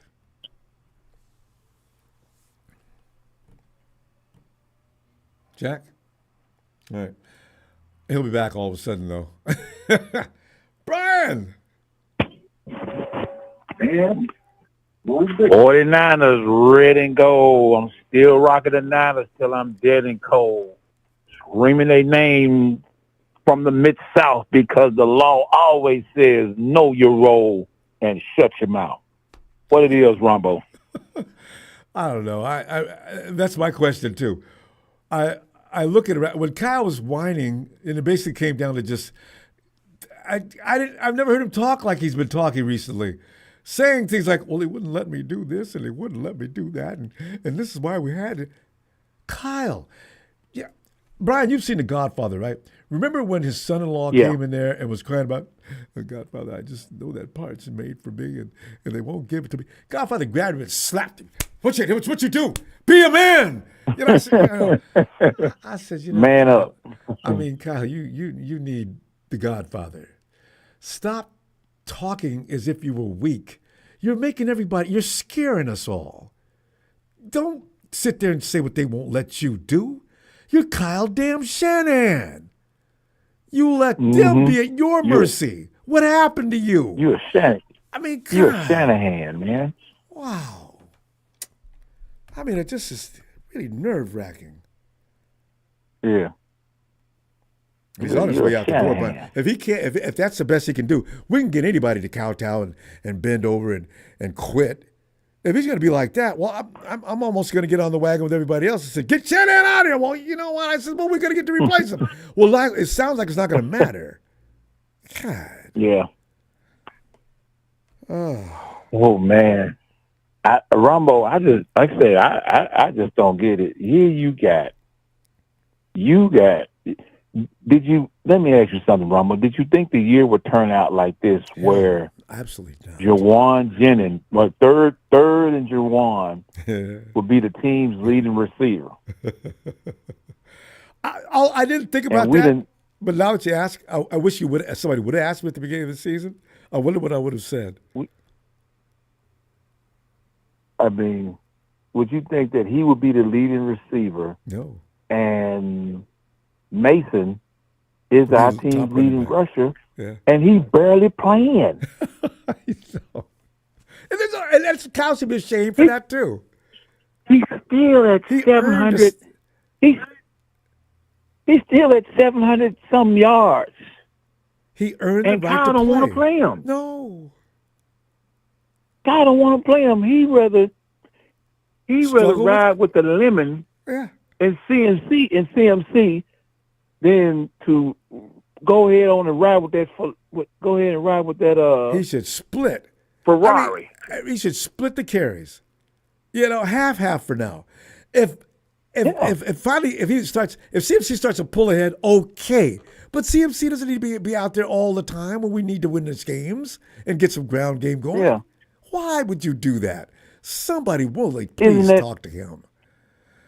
I mean, isn't that what the Detroit running backs doing? Yeah. They splitting time. That's working out. Hot hand. And both of them I think the Falcons do it. Every team that has a dual tandem like that, every team does that. You don't work one to death. The defense gets a beat on them. They got a rhythm. It's just too easy to defend. No, not Kyle. And you could use him in other ways, Brian. Kyle. He's not just a running back. You can use CMC in other aspects of your offense, Kyle. You don't have to insist on going between the tackles. This is what worries you about him. And how is it that our number one draft choice didn't even get a look didn't even get a look Sunday? There's no explaining. Didn't even look toward his way. No explaining that. I don't understand that. Not at all. Nobody does. You got two healthy running. I mean, go back to the running backs. You got not one, but two healthy running backs. You got three, really. Guerrero, whatever his name is, he could be your home run. He done cranked off 2 long runs this year, and stopped in front of the end zone just for strategic reasons. Right. That's crazy within itself, But I don't know. That's crazy. There's no understanding, Kyle. What is he doing sometimes? And Ronbo, and changing subjects. I I know this is a 49er, but I just got to point this out. You spoke on Michael Parsons. Somebody need to just snatch the cord out of it right now. What is that? No, what is he talking about? We got a good team. Give me some of that. Give me some of that. What he been smoking.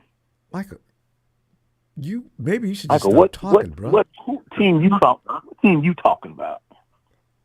I mean, good team and winning football are two different things. Damn good team. That's what he said. He got a damn good team. Oh man. As I thought my dad said, you are what your record says you are. So I don't know, Micah. My dad, yeah. My father called me up today. I think we talked about everything but them Cowboys. Well, no, we did bring up the Cowboys toward the end, but we agreed on some things. We was like, I don't think Deion. He said, no, that ain't gonna.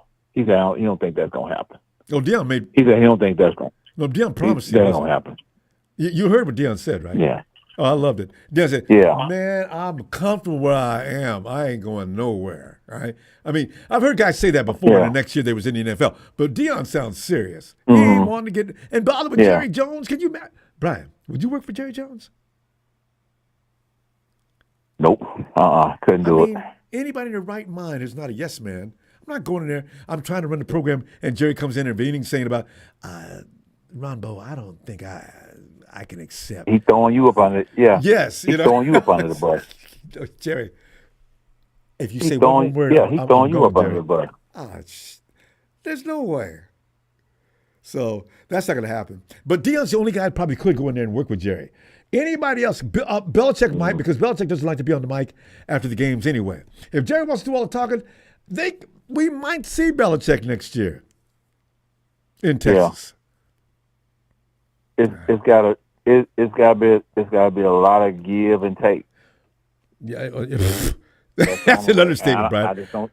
That's just not going. That's not going to happen. It's not. It's just not going to happen. Brian, we ran the clock. Let me. I'm gonna see you Friday. Bring your score. I'm trying to get in there early because this seems to work out better for everybody. And I'll be looking for you. And I tell you, I'm not going to ask you what your score is now because I can't wait to see what happens with the scoring Friday. So I'll see you there. Man, I'm thinking.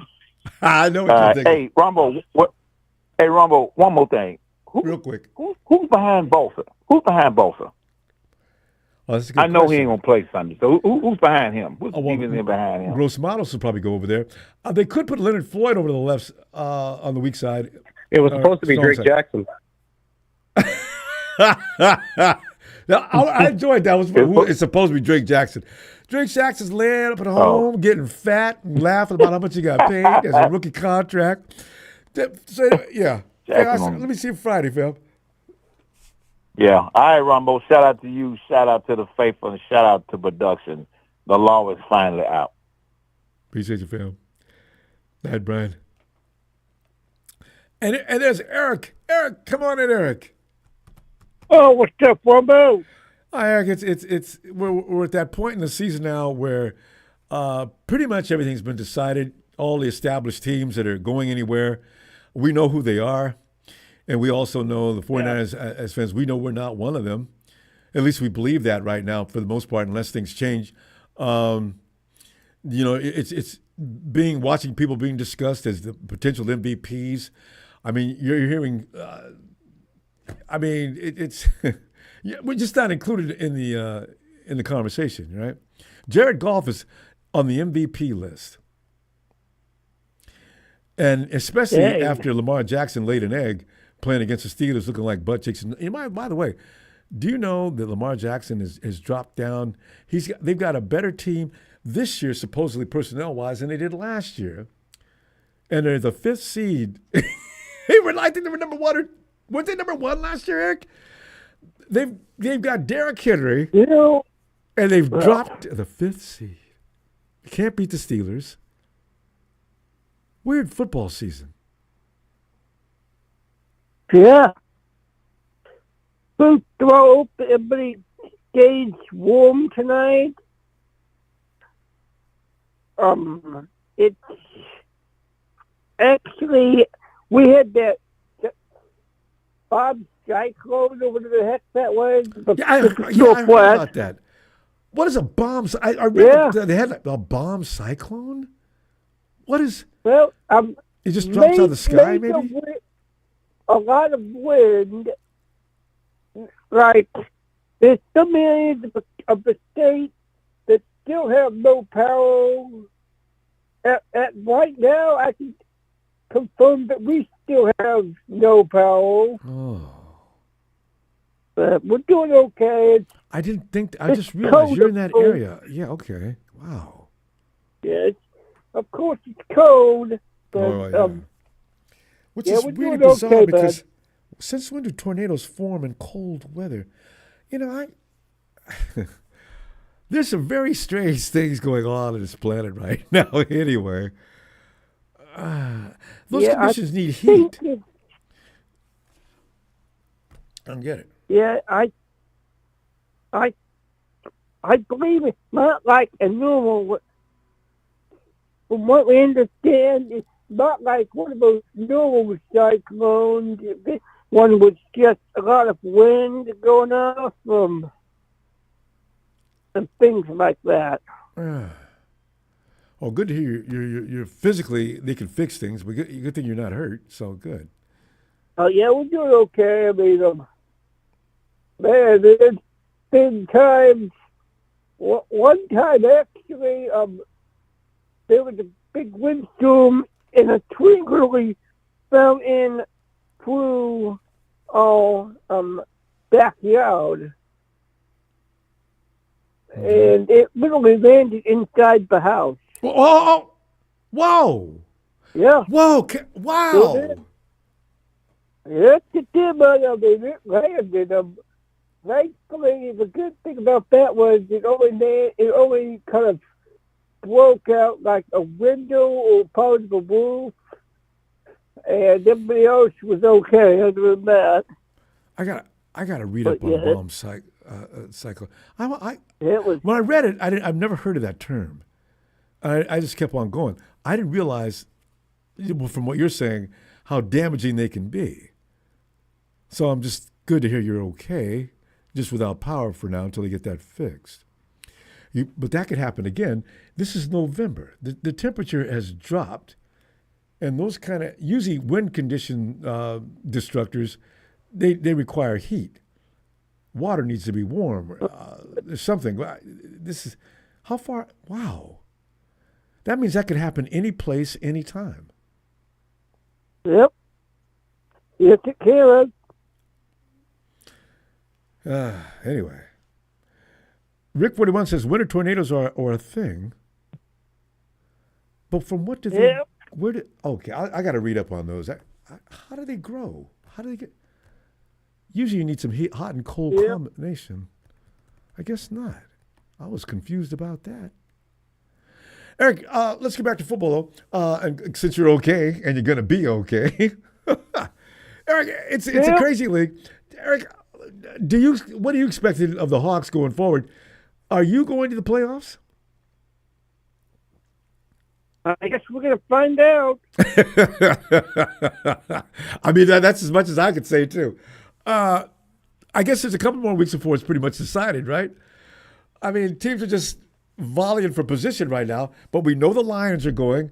We probably pretty much can start assuming that the Minnesota Vikings, everybody, you're going to love Eric, everybody said bad things about Sam Darnold. I said, I don't know if he's as bad as we say, guys. You put him in the right situation, he might do better. And lo and behold, the Vikings have only lost 2 games going into Week 12. Yeah. So, and I think, I mean, I would love to say that things are going to get better with you, but I don't know. It's with the 49ers? Depends on what happens. No, honestly, Eric, have you ever had a car sitting out in the garage that you just didn't want to tend to? It was, if you go out there and add this distributor, add this point or something on the car, it'd probably roll really be really good, but you just don't have time or feel like doing it because you got another car you can use. But, it's like having a Corvette in the garage you just don't feel like working on right now, and you'll get to it later on. This is what the 49ers are right now. It's a high-performance car that needs some things fixed. Until then, it's going to stall. It's going to performance-wise, it's going to look terrible. It's going to be assessed at the end of the season. I'm looking forward to the season, and it's become an interesting thing for me to see just how bad things are when they go up under the hood, to see what it is that needs to be fixed and how they're going to go about fixing it before next season. I'm also almost relieved that if they don't get there, this team can take a break. After every year of playing great football and getting almost to the promised land and getting to the promised land, it may be time for an overhaul of that engine. Yep. Yep. I mean, I think that you guys are going to be just fine. It's not going to be pretty, of course, but it's going to be okay. Yeah. I still want a weak team to go into the playoffs. I'd rather just not go. Yeah. So we'll see. Okay, bud. All right. Yeah. Eric, listen, I'm glad to hear you're safe, and your power will probably be back on soon. And I'll see you Friday. Okay. All right. Night, Eric. Yes, buddy. Okay, bye-bye. Well, it's a big show.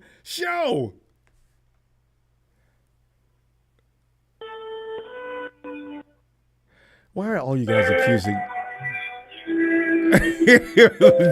Show's playing eulogy music. Show,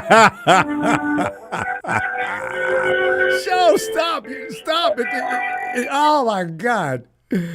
Wait. Where do you guys get this proof that Sharice has joined the Rams? Oh God, the Rams fans are completely out of control today. Hey, how are you, Ronbo? I'm okay. I've almost become comfortable with the facts. The facts are of getting rid of Kyle Shanahan. Well, I mean, that may be one. Because I've heard you're warming up to that idea, because a lot of people that have called in tonight thus far have laid the groundwork of dismissing him. Oh yeah. From what I'm hearing. Yeah. If I hear him crying in front of the press like that again, I'm going to lose confidence, and because I've had confidence up until I saw him talk, and I said, well, "Who is this?" I've given Kyle Shanahan the benefit of the doubt for the past 8 years, and I'm just done. Flat out done. I've been done for a while since the second Super Bowl loss. I know. And it's not going to look pretty if we keep him for another 2 years or beyond that. And he's never going to change. I've heard a lot of people tonight saying that somebody needs to get into his ear. He's not going to allow that to happen. He's not going to change for anybody. I don't know what people are thinking. Like, that's going to be the hope to get us over the hump and get us back to the dance, but that's not going to happen. Kyle Shanahan has a big ego. He's never going to listen to anybody but himself. And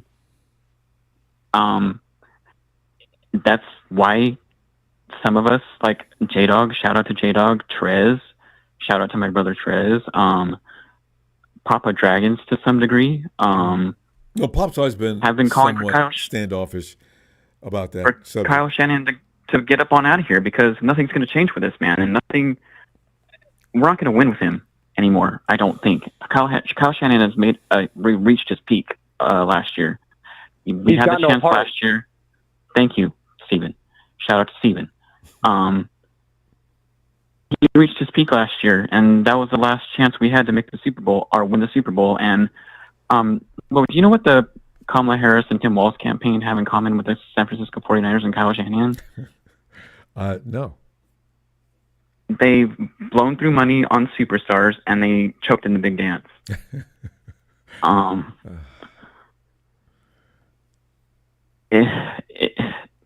But it has been the case, and actually you had to try to keep those guys to stay in position to win, but at the same time it didn't work, and now of course you get the blowback or the pushback on signing people that you took all off season to sign, which was also a problem too. And you know what kills me is Christian McCaffrey wasn't practicing today because his legs were being re-aggravated.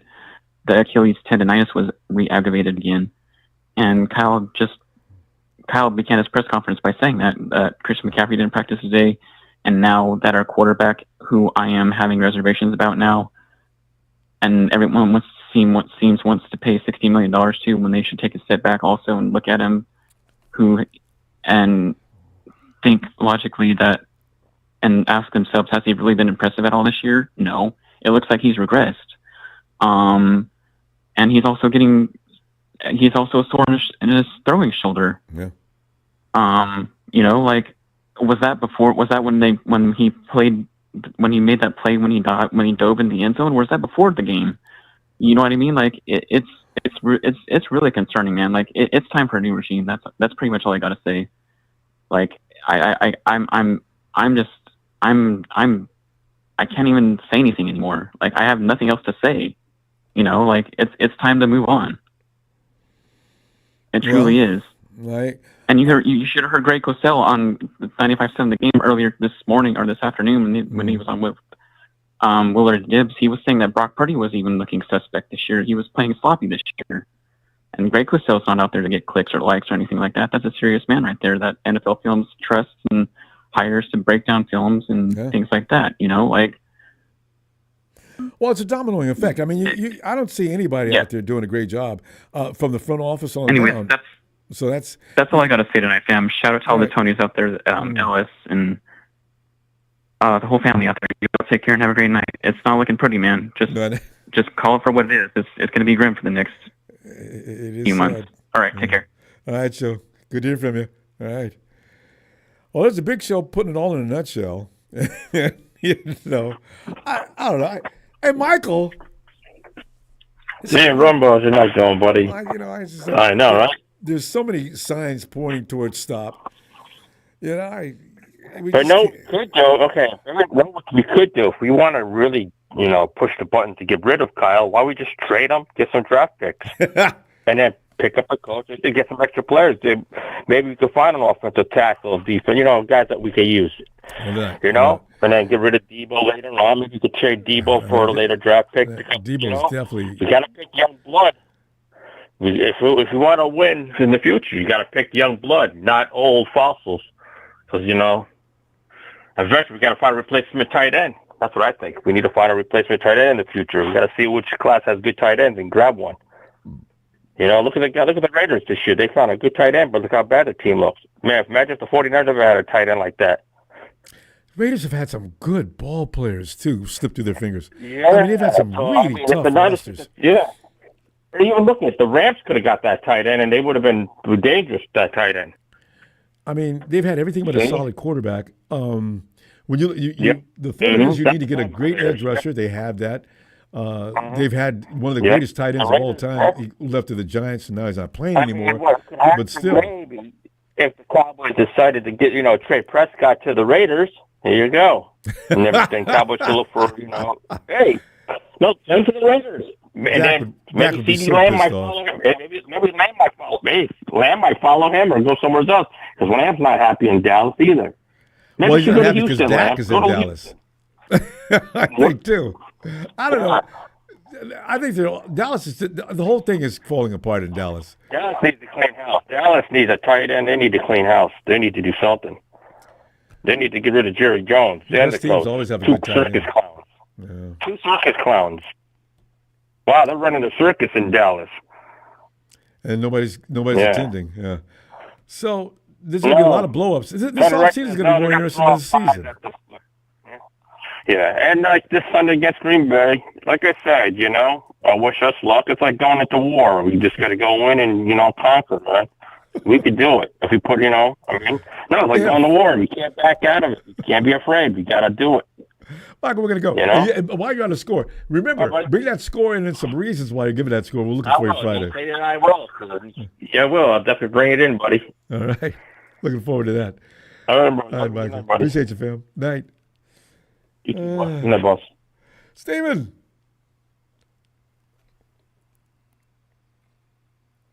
All right, Steven comes in. He's going to come in with this. Let's see what kind of song he comes in with today. Steven.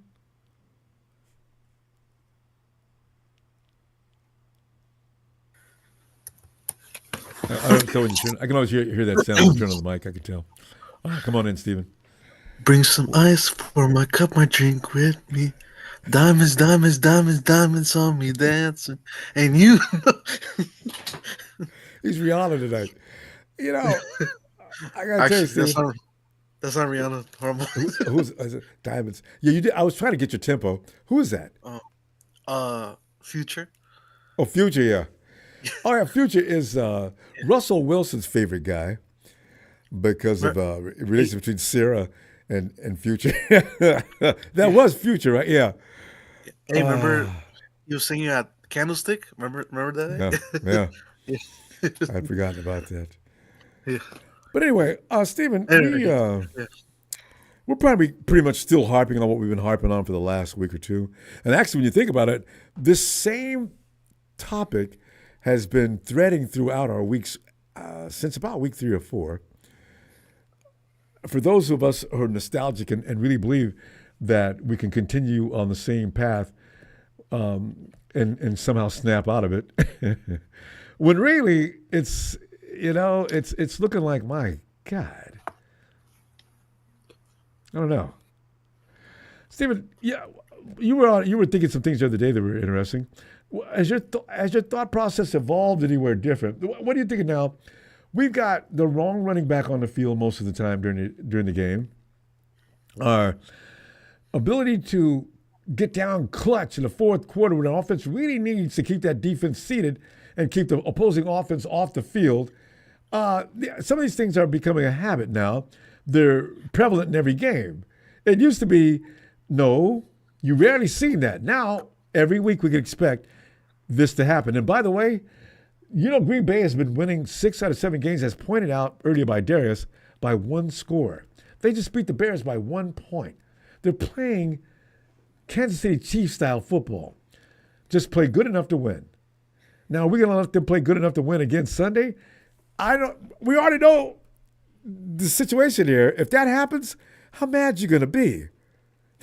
And I can see now the Green Bay Packers win 23-22, and this is their 7th consecutive game they won by 1 point or 1 score. I'm going to be livid.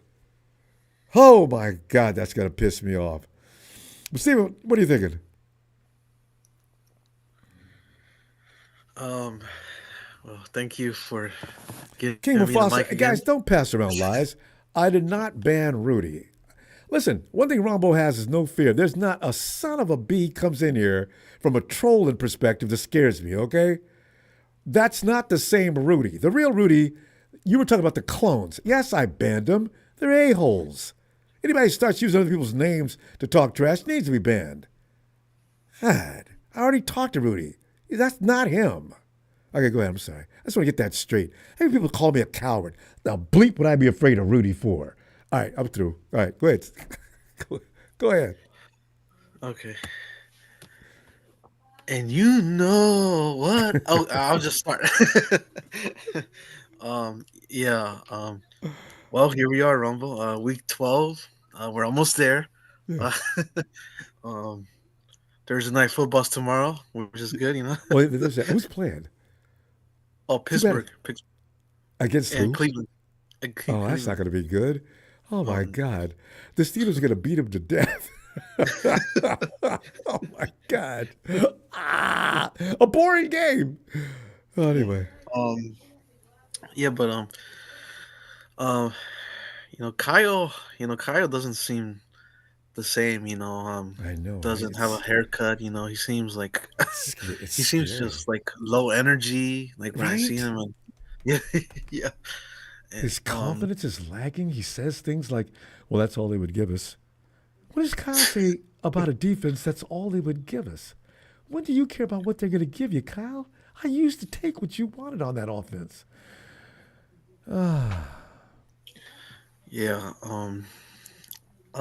this Sunday, the only way we can beat that team is if we run the ball good, and I don't know if that's gonna happen because how's their defensive one defense, like, if you know. Wait, say again? What? How's the Packers run defense? Is it okay? You know what? What's really funny, Steven, that you asked that question? How many good run defenses are in the NFL? You know what's really happened here? You know how the league swung toward a passing league? Most teams are not working real hard on their run defense. They're more concerned with their secondary and their linebacking crew. But there's not many front fours that are really, or 3-4, whatever defense, except the Steelers are still playing old school football. What's the name of Detroit? Playing old school football. You notice old school football coaches are the ones that are doing the best.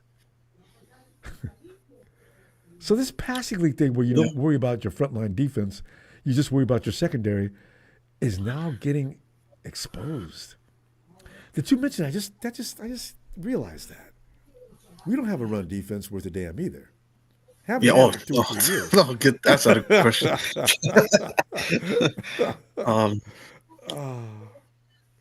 But I don't know. I don't know about this team. Where's Purdy? Where's that strength he has? Where's that throwing? You know what I mean? Like he's been okay this season. But, Brock's he's a part of what's going on out there. The 49ers are just disconnected in a lot of things in a lot of areas. Purdy's got 2 or 3 different receivers every week, except for Jay. You notice how he's doing so well with JJ. That's because JJ's the only guy out there that's every week. He did well with George Kittle, and George Kittle's out there. What happens to him is he's a young quarterback. When some of his safety blankets are gone or safety nets are gone, all of a sudden he's struggling because now he's got to find new guys that aren't capable to deal with what he's trying to do or what the offense is trying to do or what Kyle's trying to do. And you end up with what you're seeing now. I'm not giving him excuses, but I see what's going on there. That's why he forced that ball into Jennings when Deebo was standing wide open by himself. He's starting to trust issues. I wouldn't throw it to Deebo either if I didn't have to. If I got Jamal Jennings, I'm throwing Jamal Jennings first. Yeah, we're going against Jordan Love, who's really good. I know. And he's got that wide receiver back now, I heard, too. The one we should have drafted. I forget his name, but he's the guy that played with Trey Lance when they were in Dakota. Is it Christian Watson? Or That's him. That's him. Oh, that's he's back. Oh, my God. They've got a decent run game. Oh, yeah, they have Jacobs, huh? Yeah. Gee. Oh, shit. Although they're barely winning games, I don't know what's going on in the defense. That tells you something, though. They're barely winning those games, and their offense is pretty prolific. I don't know. Yeah.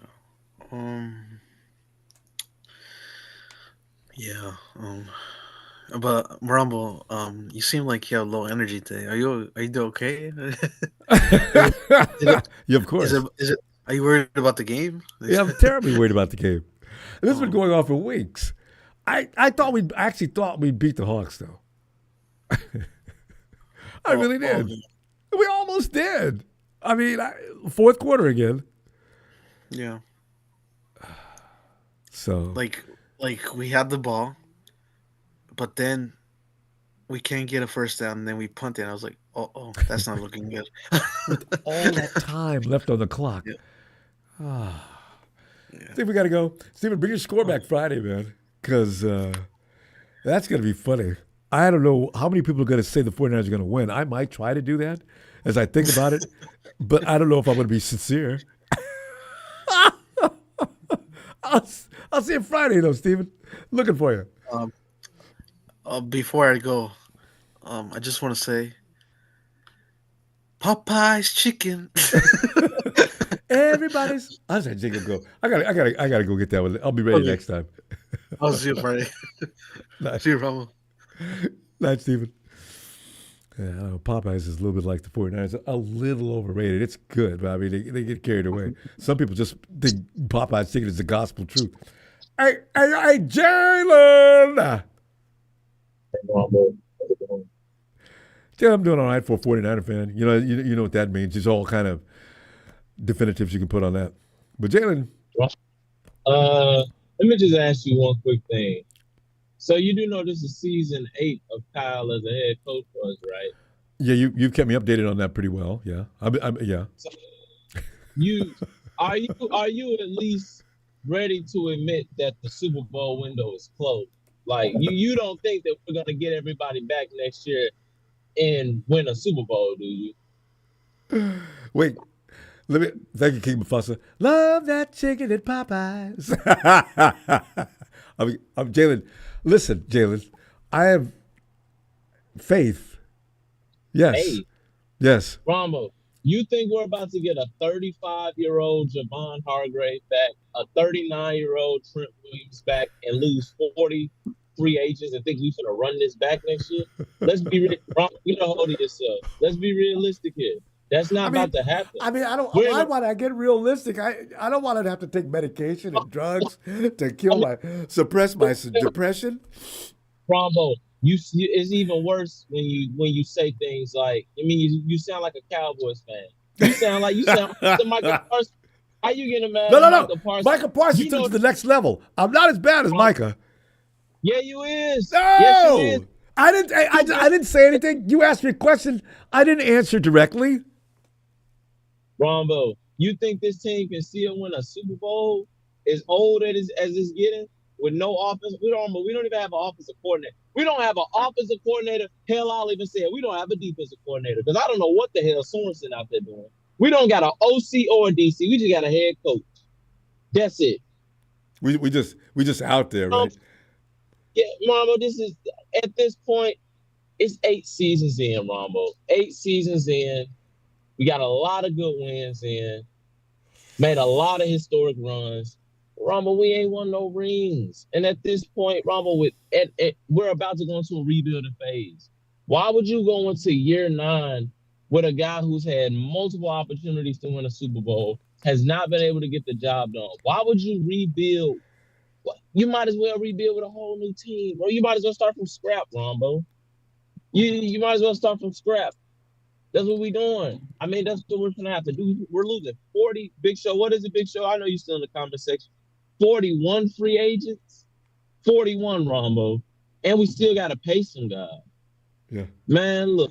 Man, come on, Ronbo. These guys I wasn't saying, I'm just listening.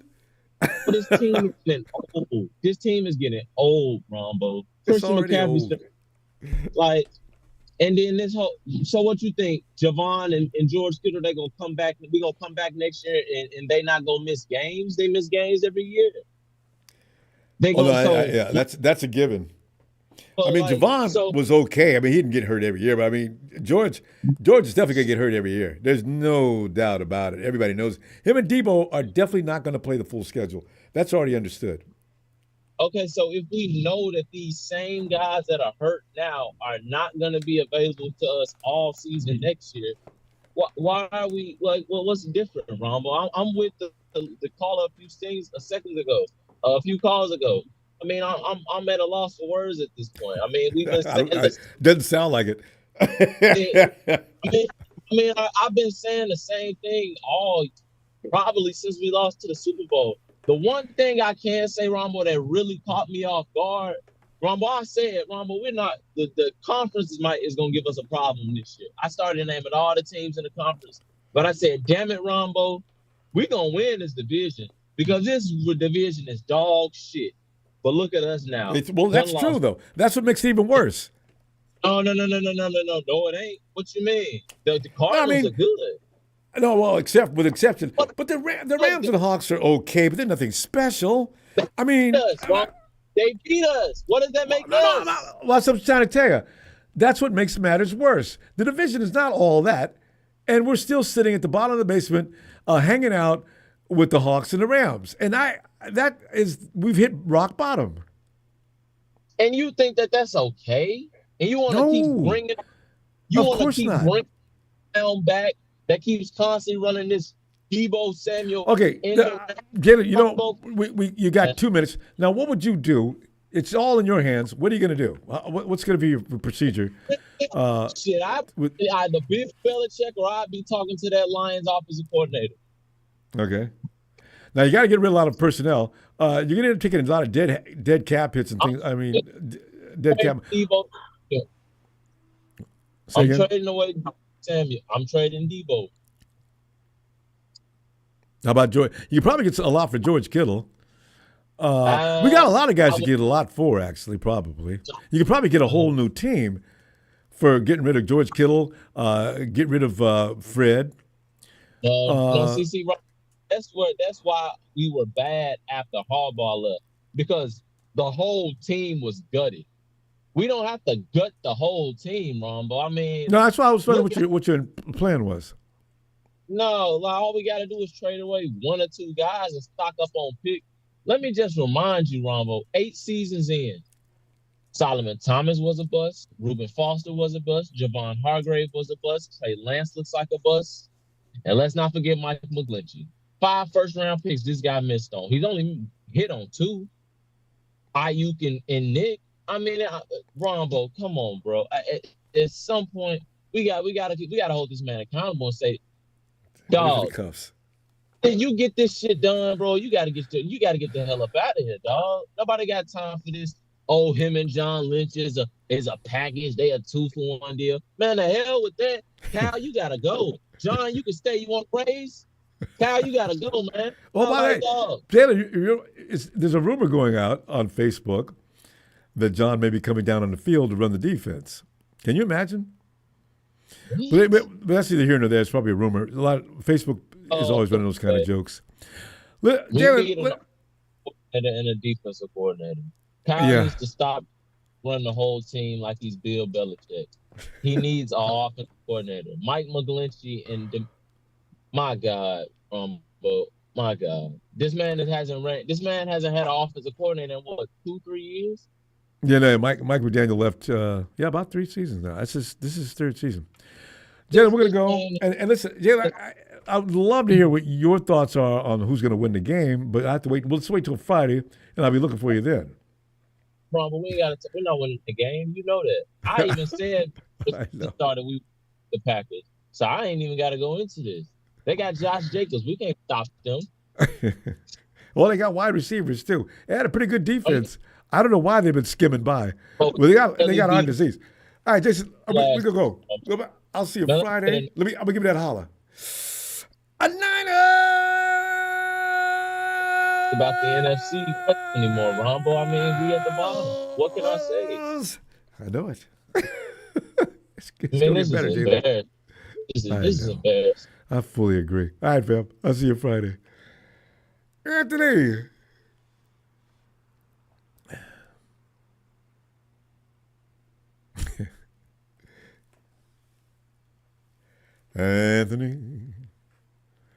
Anthony. Yeah, remember, you notice I ain't say what to do. Yeah. So we ain't doing that. Hey, we've all collectively thrown in the towel, and nobody has any belief. Hey, Anthony, have you thought about what are we going to do if we win that game? I mean, I don't know how I'm gonna feel. I mean, Rambo. If you go in Lambeau and beat Green Bay, man. I think most of these 49 fans they'll come alive a little bit. You think so? I think everybody's gonna think it was luck. Well, depending on how we play, and if we win by like 7 to 10 points, well, then you start thinking things like the 49ers are back. But if they win by 3 and Jake Moody had to win it, a lot like the Steelers beat the Ravens. The Steelers didn't score one touchdown. And they still won the game. I mean, 18? Oh, that Steelers defense is badass. Whoa. Rumbo, that like I told you last I was talking. As far as that jet sweep with Deebo. Nobody wants to see it again. I could run a jet sweep, but I wouldn't pick Deebo back there to run it. I would put somebody back there like Calvin. Run Ricky Pearsall. Look what he did. Because nobody's seen that one coming. Oh, yeah, he beat 39 yards on it, yeah. As soon as Deebo lines up, they line up a certain formation just like who's at the point of that out? As soon as they line up in a certain setup, here comes Deebo around the corner, get ready. And sure enough, they do. Kyle, why don't you run a reverse? You see the defense has got it figured out. Go. Oh, man. No sooners. that soon as Deebo get in that backfield, it's just like a pack of piranhas coming to some bloody meat in the water, man. And holding up a sign. Here I come with the sweep. Y'all ready? Like that, you ain't lying there like, oh, it's party time. The Deebo sweep. Kyle, I mean, you know, to remind people, Kyle, like I said, Kyle ain't gonna change it. Can't nobody get in Kyle's head, because if you go back and think, where was Juwan Jennings his first season starting in the NFL? Oh, remember that year he was having hamstring problems. The next year he came back and Kyle had him on the practice squad, man. Oh yeah. Well, I remember he was having leg problems. Had him on practice squad, according to what they were saying. Yeah. Like, whether it's true and or not, I on don't top know. of that, you know, we picked him in the 7th round, right? That's right, huh? Kyle loves to make That people goes to pay show you how dues. Kyle have all the. It goes to show you how Kyle have all this talent on the bench, because in his head he don't want to play these guys. You know, also, Anthony, I just want to push back a little bit, and I just want to say this about that though. Kyle has other guys have earned spots, right? Yeah, like Juwan Jennings. If a newbie comes in now, you're not going to take Juwan's job and make him sit down outright. I do agree, though, you need to look at guys like Renardo Green, who made Yidam sit down. If you got a kid that is good, you need to give him a shot and see if he can actually do it. If the veteran can keep him down, okay. But if he can't, that should not just be a given. I mean, Kyle's just trying to be fair to the guys who've been out there for a while. I suspect. I mean, if you ask me, I think Brock kind of now lost confidence in throwing the ball to Deebo. Oh, there's no doubt in my mind. He misses him every time. If it's not his fault, it's Deebo's fault. Yeah, because Deebo Deebo out there looking like the Statue of Liberty. Yeah, I know. Sometimes I think Deebo runs a route too shallow, because Brock's supposedly throwing it into a spot, and it goes sailing over his head. I said, I've seen Brock miss, but that doesn't make sense. He missed by that length? Yeah, it doesn't make sense. I think he not lost his confidence in throwing the ball to Deebo. So? And with Kyle trying to force him to throw it to him. Well, that's why I like to go to Juwan Jennings.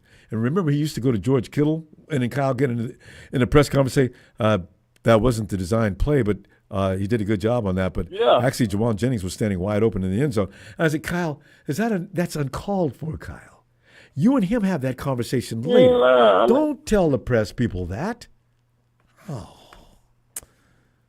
And then when he get in the press, and when they ask him a good question, then he get mad. I mean, what's he get mad for, man? He really does, doesn't he? I don't know why he comes out. Well, he has to. Kyle comes out there, and he's got a man on already. I think Grant Cohn do it on purpose. I know. Grant speaks for those of us who have the same questions, though. And he gets the blame. I think Grant do it because he know the other commentators don't want to ask. They're not going to do it. Don't want to ask. Oh, no. So, yeah, Grant, yeah. No, Grant doesn't care if Kyle gets mad. This has been going on for years. He sure don't. I know. Remo, you were talking to my man. The last caller you were talking to. Tony? I wouldn't gut my whole team. But I would go in the draft. I would for sure get Deebo replacement. No, Deebo's definitely the odd man out.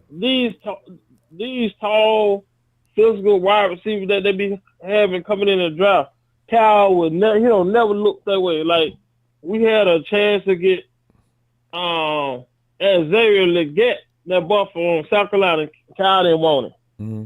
This goes back for years. Kyle's had big men in the camp and cut them. Yeah. I don't know. And it doesn't look. I mean, okay. He don't know. You don't know, and he don't know. We don't even know how Ayuk coming back. So I know that's scary. Well, he ain't coming back anytime soon. Ben, we got to go though. Hey, Anthony, I'm gonna see you Friday. Bring that score and explain it. We can't wait to hear from that. It's gonna be interesting, the score day, and how everybody does. I don't. If anybody says we're going to win the game, I can't wait to see the reasoning behind that. Well, I can't. I want to show my hand. But bring Friday. Let's hear from you.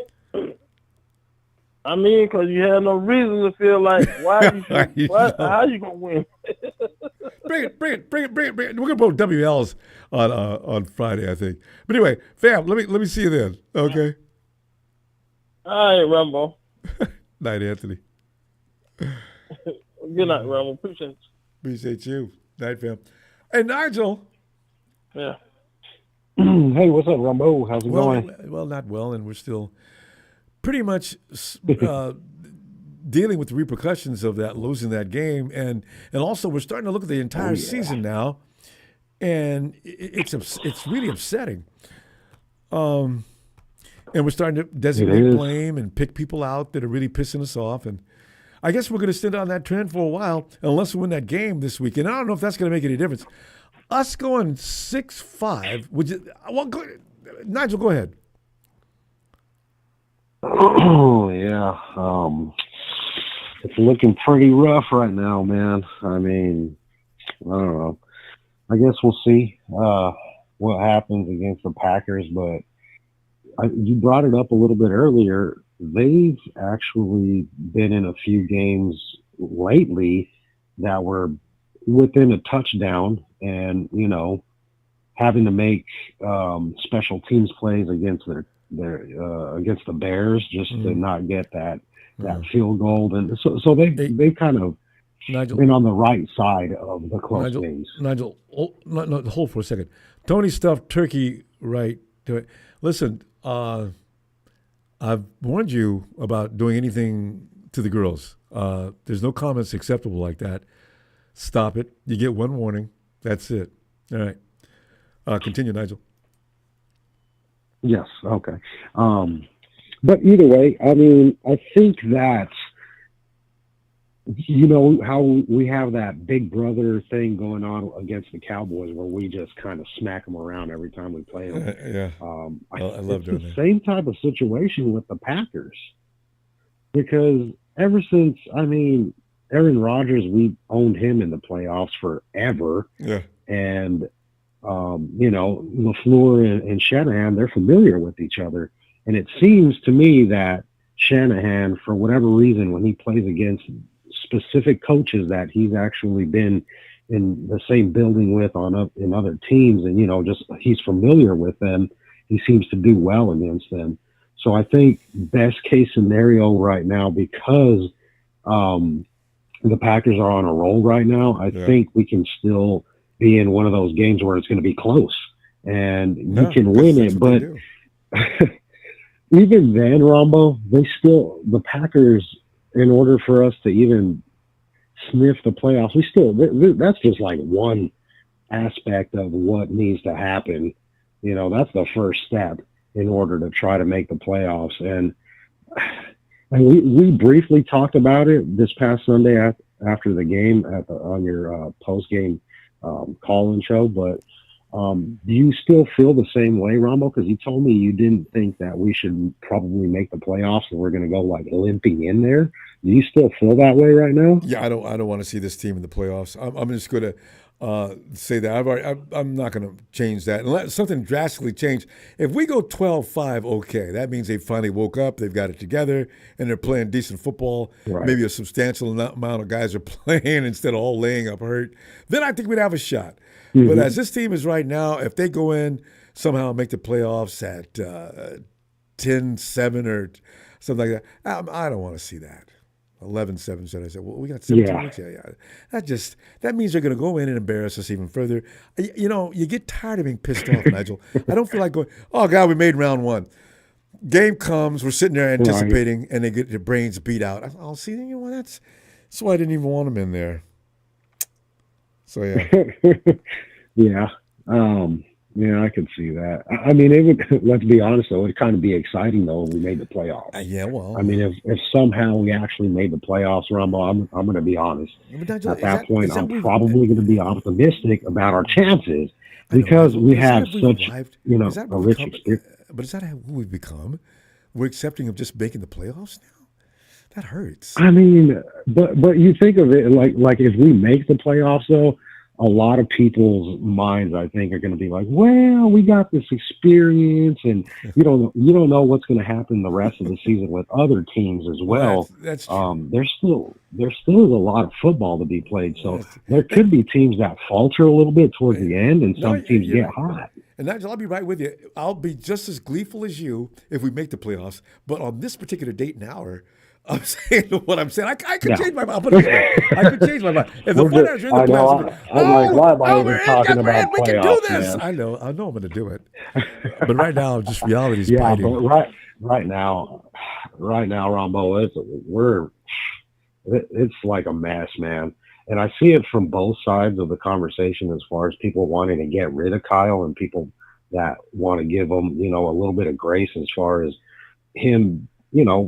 He's built a good team, and he's been there right in position to win. He just fell short. Yeah. So I think this season is just a microcosm of all of the stuff that's been going on in the last, however long he's been here, by these close games coming back to haunt him, and him just having a horrible record in these close games, and especially in the fourth quarter. It's always like we are on defense, which I understand. We have a great defense, but it seems like a lot of the times that when we lose, we're on defense and we're giving the other team the opportunity and basically giving them the chance. Put our defense in a situation where they have to do their destiny. job and they have to win. Well, they shouldn't have to be in that job with a couple of minutes left in the fourth quarter. That's got to stop. Right. Yeah, he has to get his game management, as far as Kyle goes. He has to get his game management in order, man. That is, to me, when everybody blames all this and that, and I understand players screw up too. It is what it is, but when you're consistently in those positions, you have to look at yourself in the mirror as a coach and be like, what can I do to change the fortune of these games where we're so close? Well, first off, maybe you should be on offense, like you were against the Bucks, instead of the other team being on offense all the time. So that's my take on that. And you had them putting the defense in that position, and you're so right. Stop with that. Yeah. Oh. Yeah. I mean, I'm sorry to say, but we've seen the song and dance. Now, if you're telling me, I'm going to believe you and be like, yeah, this defense is great, and they have an opportunity to stop or to win a game at the end of the game. And we've seen them do it before, but more often than not, we're on the losing end. And I'm getting sick of that too. Oh, you and me both. God. Yeah. Well, let's call it out. I'll tell you what, Friday, come back, and it's going to be fun to see how many people are, as you say, are we going to remain faithful and say good things about our team, like, we're winning this game. Yes, and I want to do it so bad. I don't want to say anything bad about my 49ers, our 49ers. What I'm looking at is just not giving me reason to believe that we're going to be okay right now. We'll see. I'll see you Friday. Hey, man, we might pull the big brother syndrome again, like I said. I hope Kyle so. Shanahan might just be a little bit better than LaFleur for that one day. So, I like that analogy. But anyway, thanks for taking my call, man. Oh, thanks for calling in. I appreciate you. All right, Nigel. Yep. See Y'all have a good night. Thanks. Bye. Guys, I want to listen. You guys are going to leave Nikita. I don't want ladies to be afraid to come in here because they got a lot of low-class, no-mannered guys talking about them. You don't involve her in that stupidity. I'm not going to tell you again. How many times? How often do? Damn it! Stop it! All right. Hey, KC.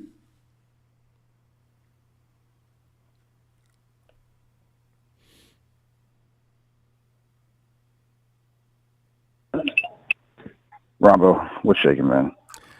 Man, I thought my favorite time of the year only happened once a year, and now it's the second serving of Who Will Survive? And it's much earlier than I was expecting it. Usually this happens in the summer months. But now the NFC West is tied up, and it's a race to beat the Cardinals? I mean, to get out of the basement, Case. We just want out of the basement now. One step at a time. You're going too far with the Cardinals. The Cardinals win this weekend. We're in deep trouble. I may be almost out of my over-the-counter medications, but I did not expect this at all. This is not on my bingo card this year, so to say. Holy crap, Ronbo! What the fuck is going on, man? Where are we right now? 5-5. Yeah, I know, right? You got to think man, about. no one's heard of Niner Mike in like 3 years. It sucks. We haven't been 5-5 in how long? Nighthawk still alive? How many of us are still here? What's going on, man? That's the last time we were 5-5. Lord have mercy. Right, my God. 2016, 2017. Yeah, Nighthawk, if you're there, we didn't even go to say 5-5 though. What's We were going getting on? our brains beat out back then, though. Shabazz, are you there? Who else is here, Ronbo? It's so cold, Ronbo. Where did Shabazz go? That's a good question. I don't know, Ronbo. You know what Boz is doing? I'll tell you what, Casey. I'm Boz is betting against the 49ers and winning big Ronbo, bucks. I guarantee you, he's not going to stick with the team if he knows they're not going to help him. Because he's like you. He's out here to make the money. If he's going to gamble, he's not going out here just for fun. He's looking to make the score. I'm not here to talk about Shabazz's business decisions. I'm here to talk about the 5-time world champion San Francisco 49ers. That I happen to be at the Prudy Yard in San Jose. I'm hiding out in the library where no one can find me. There's hiding from these Seahawk fans, man. It's amazing how many like neon green people have sweaters on all of a sudden. You know, it's God, man. Bandwagon I hate people. this, Ronbo. Isn't it awful? You know, they don't show up until when the Rams were on. What's up, Ronbo? They don't show up until they beat us. Yeah.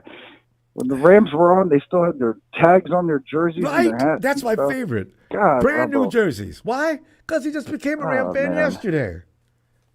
You're going to have to kick me out tonight, Ron, but they're listening to us in the Congo, and that's about it. They're not even tuning into the space station. We are down and out, Rombo. I think we're in fourth place, man. We can hang it's our going to hat take a on the miracle. fact We're real, okay? Compared to some of these clowns. Rombo, we're going to need a Brunskill and a David Akers to get out of this mess. I don't know how this is going to work. We are screwed, Rombo. Well, man. I tell you, you know what's so funny? Wouldn't it be nice if we got surprised, though, Casey? We're at this particular time in November, we're looking at our team and saying they are toast. Rumbo. At least I am, right? Rumbo. And all of a sudden, we're talking good stuff. They asked how my mother's doing. I said, hey, who says I got a mother? You know what I mean? Kyle Shanahan, he's just going to run these guys. If they're alive, Christian McCaffrey's going to get 25 carries and we're going to go 8-9 for like no reason, Rumbo. You know what I mean, really, I'm saying, God. God, man. I just say the number one mission of this 49ers outfit right now is to keep Brock Purdy alive at all costs.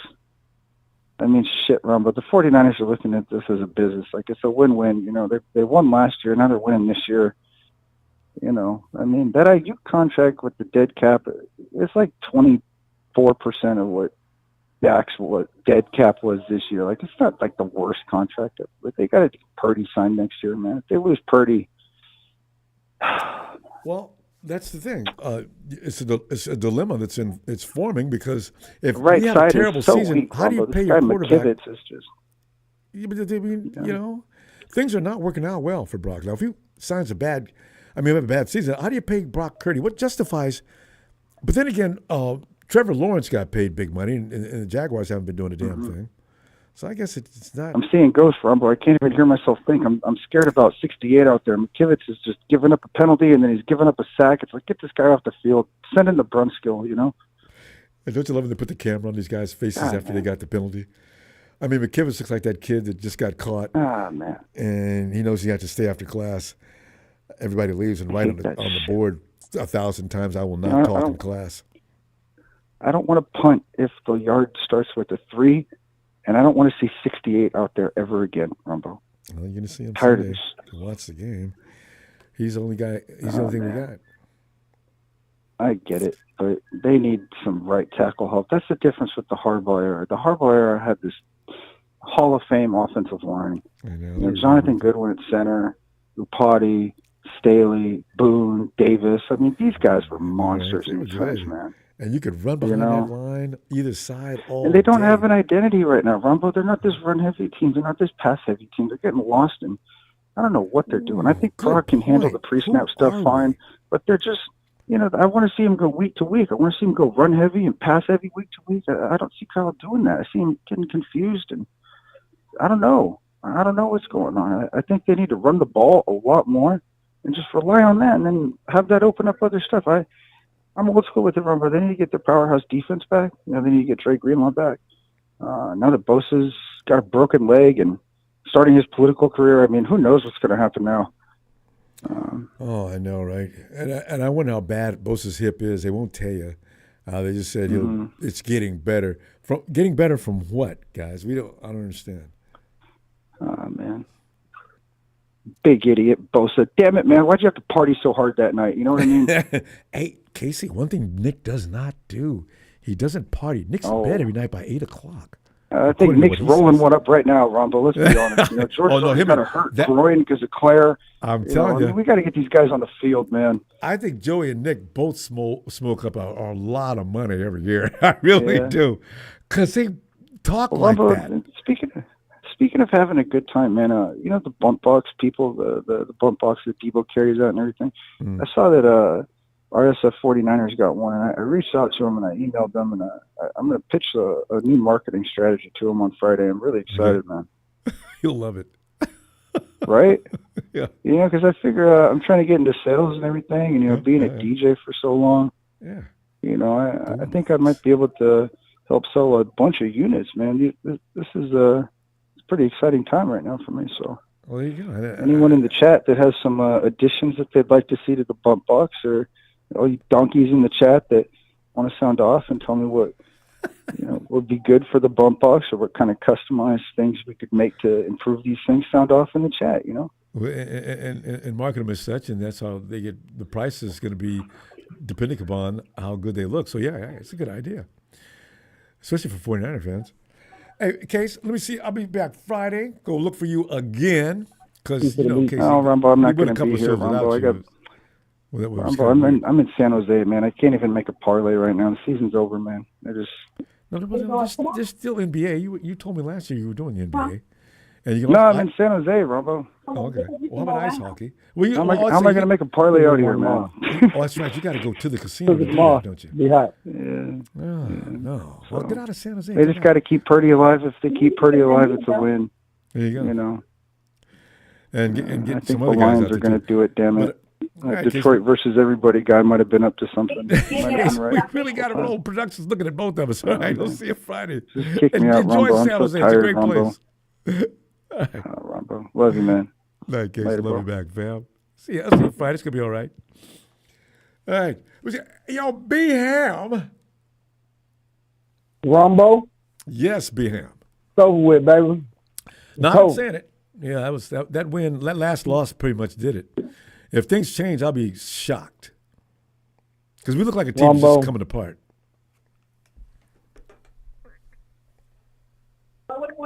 Everybody got a lot that they want to say about Kyle.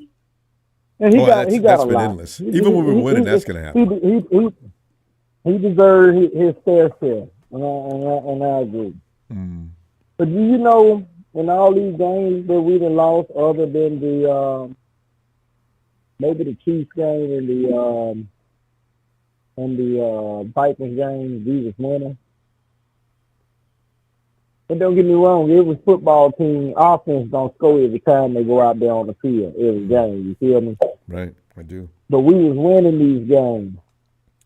And it's still Nick Sorensen.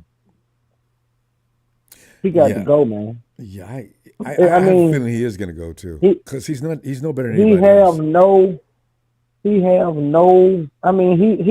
not adjusting to anything. Team comes out there, they play pretty good the first half.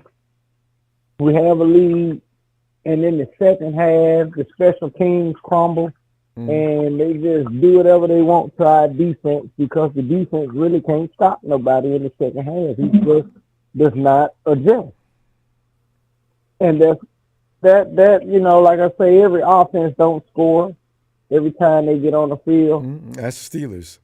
And maybe we can do a little bit better with clock management. You know what I'm saying? But man, Nick Sorensen. I mean, I'm just looking. I don't see any kind of defensive pressure. You rank 25th in the league on third down, so it's almost guaranteed. They basically like said, The hell with it. We can get it. We know we gonna get it.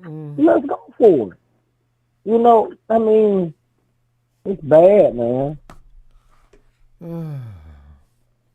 And does it look like it can be fixed? That's what scares me the most. Does it look like that can be fixed between now and next Sunday? No, this Sunday. You know what? I heard that we had re-signed.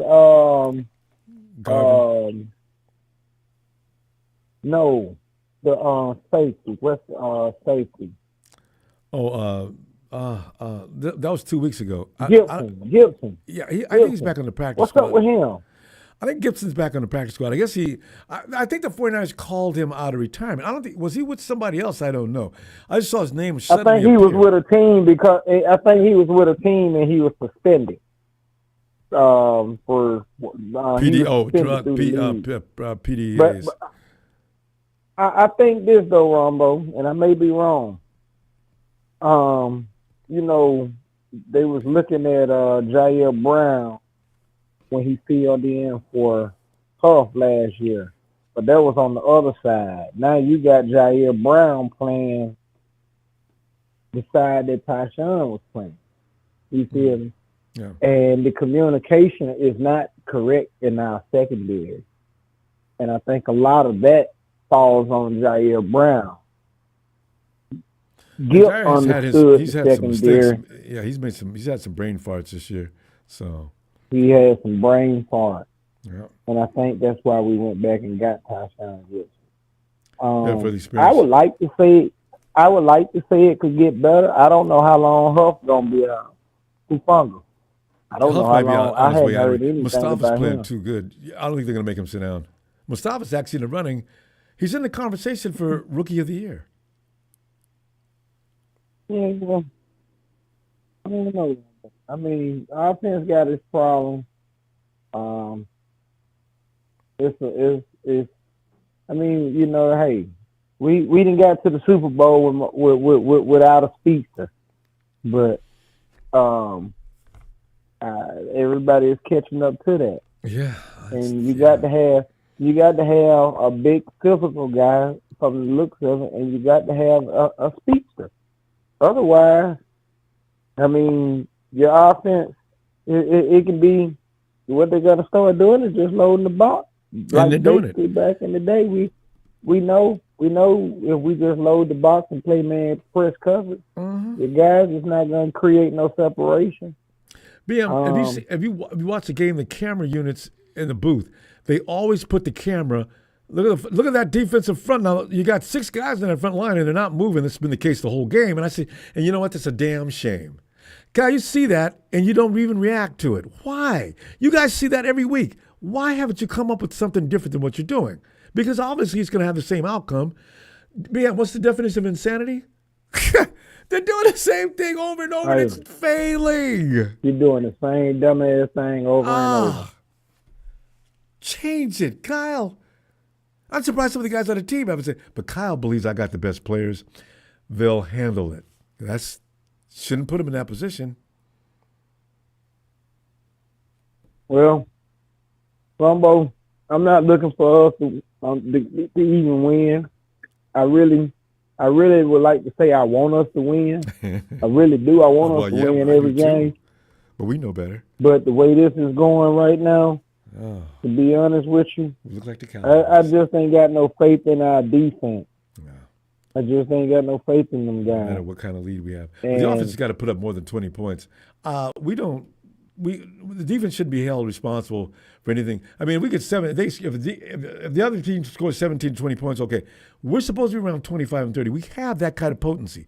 Where is it? And it's not all about the players. It's about the game plan and scheme. Plug and play. That's what Kyle designed it like that. Anyway, man, let me see if let's talk some more about it and bring that score.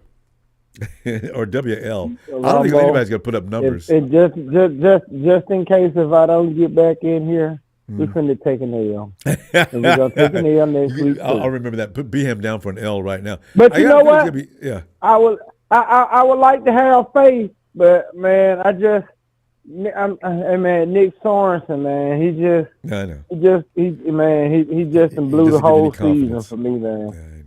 He don't give me nothing, dog. And I would like to have it. I just don't see it, Ronbo. No, that's our defense is what defines us mainly. Always has, and the offense was just a bonus. If we could get 25 or 30 points, hell, Nobody fears ID anymore. They still kind of fear the offense, but they do not fear the defense. Nobody. I know. All right, fam. That's the problem. All right, Ronbo. You on the road today? No, I'm home, man. I've been running kind of locally, so we're gonna, Good. You can get home. You can get home every night. That's good. All right, fam. I'll look for you Friday then if you kick back these days and not staying out all night on them long runs. All right. All right, BM. Night, fam. Later. Later. Let's go. Hey, yo, Alice.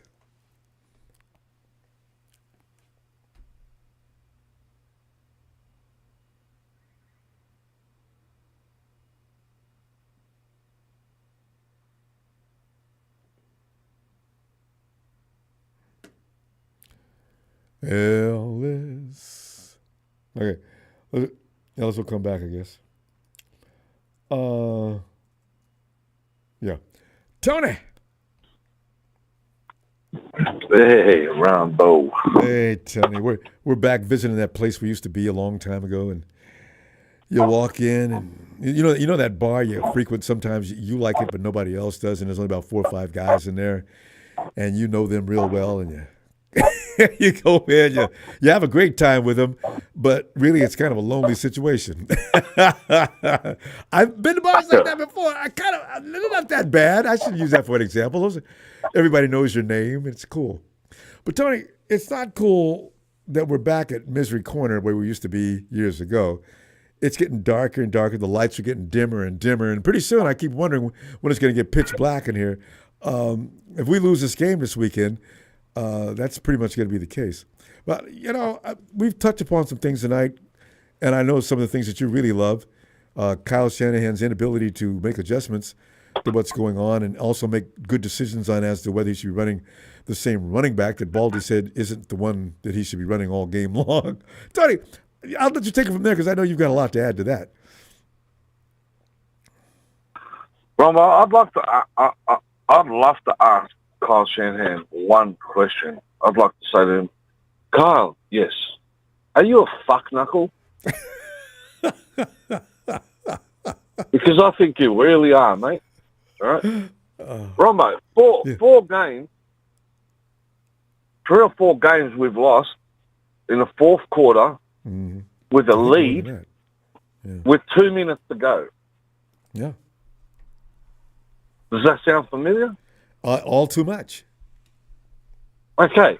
Now, this guy, I don't know, he says in the press conference, we can't win, we can't close the game out in the end. We have to find a way to do it. But then, who's we, man? Who the hell is we, Kyle? He's got a turd in his pocket. Right? Yeah. You idiot. And then when he gets asked, right, about players, Kyle, Devondre Campbell, I mean, D. Winters is, don't you think he's a better player? Well, no. Devondre Campbell's had his 2 best games so far. The last two games have been his best game. Really, is that why Gino ran the ball in? Where was he? Yeah. Kyle always does that though. No matter how bad somebody stinks, he will rarely will he throw them under the bus. Every now and then, but not very often. Okay, let's go to the other side. Ask him about our running back, Jordan Mason. J.P. Mason. Right? Yeah. I can't think of a way to take Christian McCaffrey off the field. No one's asking you to take him off the field, you fucking idiot. I really rotate the people. Put him in. Change it. Change things around. I don't know whether he's seriously, Ronbo, I don't know whether it's killing me too. You know, I mean, Deebo, what he. The way I would play Deebo, Ronbo, is I would play Deebo. I would give him a chance to do what he's good at. Throw him the ball as he's running across the middle or something like that. Short passes that's his thing. He can. Yeah. Where he's got momentum going. Gets a chance to break that. Forget about the jet sweep and all that shit now. They've worked him out. Put him in a different position so the bloke can do what he's been doing since he's been here. Change things around. These people are pissing themselves laughing. The teams that are coming up to play us, Ronbo, I said it before. This guy, the other opposition teams are going, we know this guy is a complete idiot. He's going to play the same game plan, and we're going to kick some ass. Right? And I wouldn't doubt that for a minute he is actually responsible. Kyle Shanahan is responsible for building up the courage of the opposition teams because of his stupidity and the way he calls the game. Mm. He's giving them the confidence to beat him, to beat us. I mean, I watch film of him. Let's say the coach right now is watching film of us playing the Hawks. They're probably laughing. They're all just kicking back and just, guys, I think we got this. I think the 49ers are watering themselves down enough now that I don't think we should have an issue. So we should be fine now, but we can't go in too confident. Let's go in there and run our game plan and come out with a victory. And they're probably confident about it. I mean, you said about the Vikings who with the quarterback that we Sam used to Darnold. have, Sam Donald, right? Yeah, okay. The Vikings are not the same team as Kyle Shanahan, all right? The coaching staff there are flexible. They'll play to Sam's strengths, all right? Not like this guy, no audible, no this, no that, no whatever. And as Trez said the other day, the fans are coaching the team. Yeah. I mean, we're seeing things you're doing. Kyle, that could have been done different. And I imagine we've given some options that are probably superior to what he did. I mean, there's only one thing. He's either tanking the season on purpose because maybe he's like the little kid that flips the cornflakes bowl, in the baby chair in the morning because he's got the shit. All right, and then starts crying. Well, hell, you did it! My God, because maybe the Yorks have tapped him on the shoulder and he's just going, "Oh yeah. Well, you think you're going to do that to me? Watch what I'll do to your team." Well, I don't know if he'd be that vindictive, but because Kyle's got to worry about his future. He can't keep losing games. You're not going to get a job anywhere else. But right now, if he's not that vindictive, Ronbo, can he be that stupid? I mean, this guy. That I don't know. This guy's supposed to be, in inverted commas, some sort of a goddamn guru of what? This guy couldn't scheme up a wet dream at the moment, mate. Well, in his own bed. He used to. Remember we used to have guys, defenses totally fooled. This is the thing, Tony. Whereas that used to be the case, teams have caught up with all that stuff.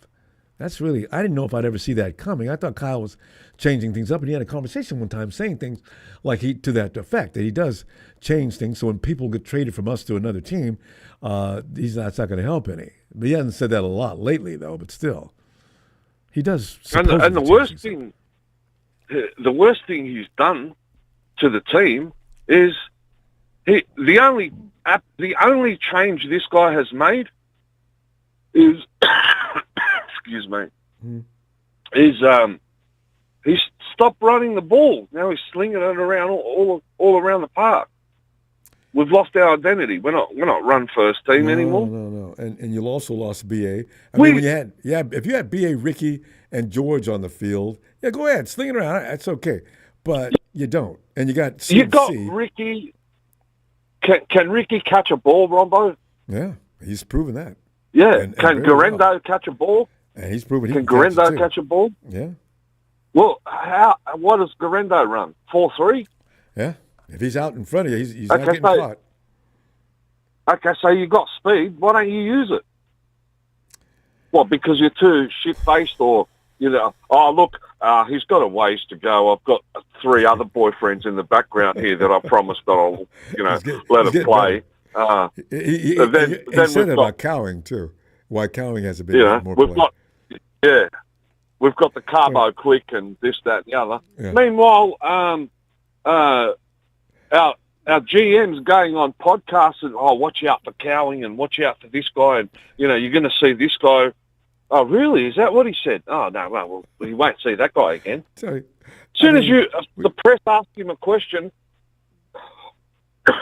oh, that's how you want it? I'm going to go the opposite way. We said it. Tony, we do have to stop, though. Look, I'm gonna look for you Friday, and it's going to be the fun Friday that we've always thought was going to come someday, but certainly not now. We're probably going to be pretty much sticking to W's and L's. Nobody's going to give a score unless it's going to be really bad for the 49ers. But I just want to see what we come up with. All right? I just want to see what he can come up with. Yeah. I know we've got the personnel, if you shuffle them around and that, to go out there and compete. Yeah, all right. There's nothing between the two ears of Kyle Shanahan. It's just empty space, mate. All right. Tony, we're going to go. Anyway. I'm going to wish you cheers. Shout out to Evan Ellis, Big Show, Papa Dragon. Where's our resident bastard? I haven't heard him. Yeah, I know. I haven't seen him on the chat today either. I guess it'd be in 49er Brian. And good to hear from Frank the other day and Trez and all the old boys. Ronbo, and let's have a laugh. I mean, that's all we can do now. All right, Tony. Friday. All right, brother. Cheers. Cheers, my man. Yeah. There's Tony. Hilarious. Ellis.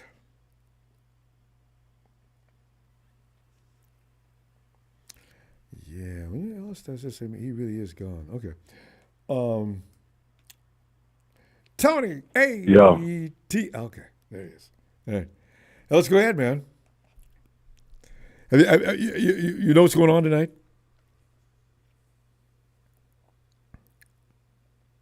Actually, not a lot has changed since last night. Last time we talked, we're still trying to figure out what's going on and why, and trying to cope with it, I think. Ellis? Okay, this is why we couldn't hear Ellis before. You're having some kind of hookup connection issue. You know, Ellis? Okay. Hello? Okay. Ellis, go ahead, man. Yeah. We're waiting. What are you thinking here?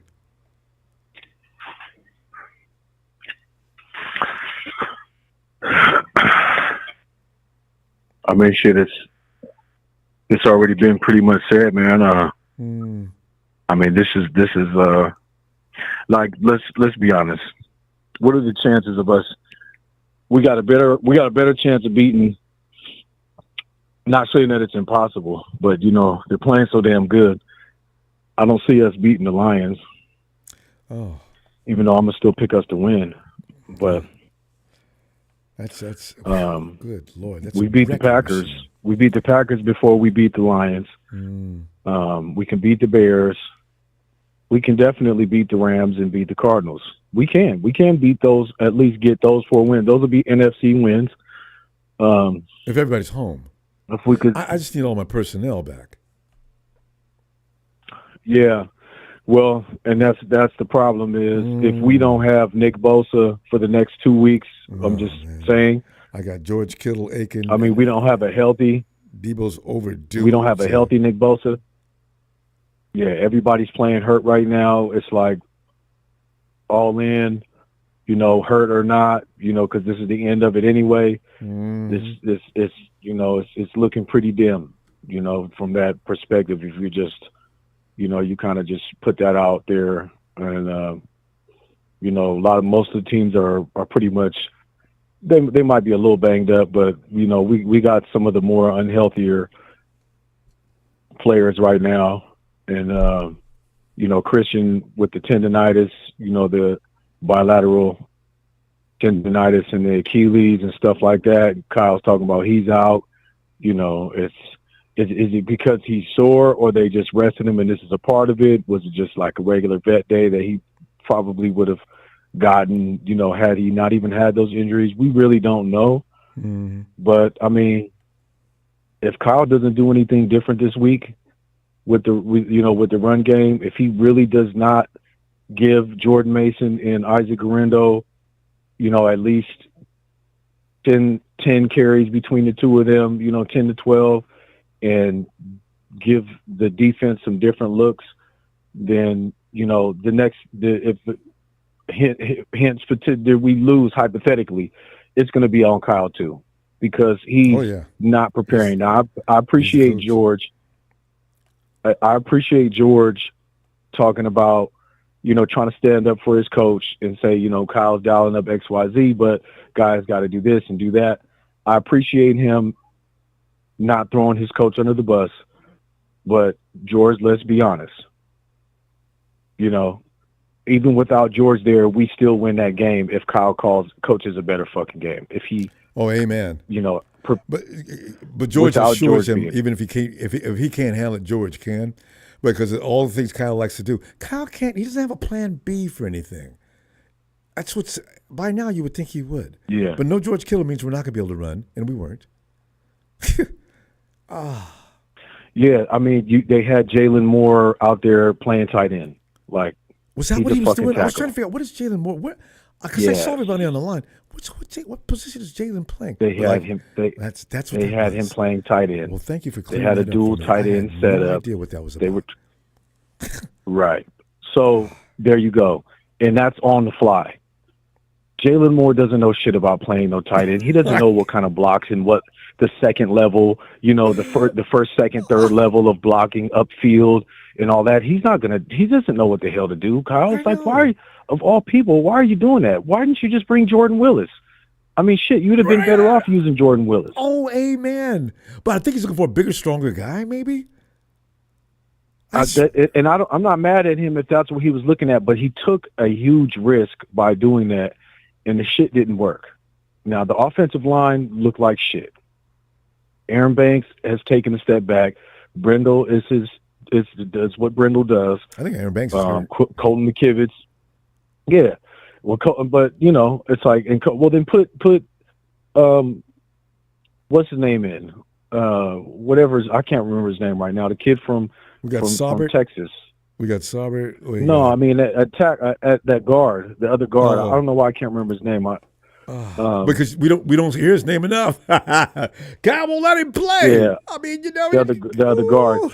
Yeah, he just not planning properly, and if he does that again, Zakelj? No, not Zakelj. The other, the brother, the young brother, who messed up in the Super Bowl, who missed that rusher, that free rusher, that was Jones. Burford Spencer. Why not put Spencer in there? Rotate him in and out if Banks is having a hard time, because he's lost a step. I mean, just this whole season though, he hasn't even really been himself. He's taken a step back. Still hurting. He had a toe thing going on for a while, and you know how it is with the feet. Yeah. If the feet hurting, you just can't be yourself. Yeah. Well, so that's what I'm saying, Kyle. That's a part of coaching, though. Hey, let me think.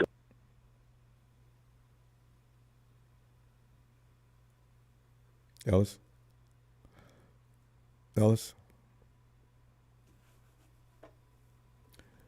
we lost you. Can you hear me? Ellis? All right. Tony, ATL. Come on, till Ellis can sing straighten out there. Tony. Oh, Big Show. Feliciano. Maybe that's who Ellis was thinking about. But it shouldn't have nothing to do with this. Yeah. I disconnected it. Man, Huh? Oh, Ronbo. Okay, well, now wait. Okay, I don't know what we're doing here now. Tony, hold on. I can hold off. No, yeah. You may as well go ahead and finish up. My bad.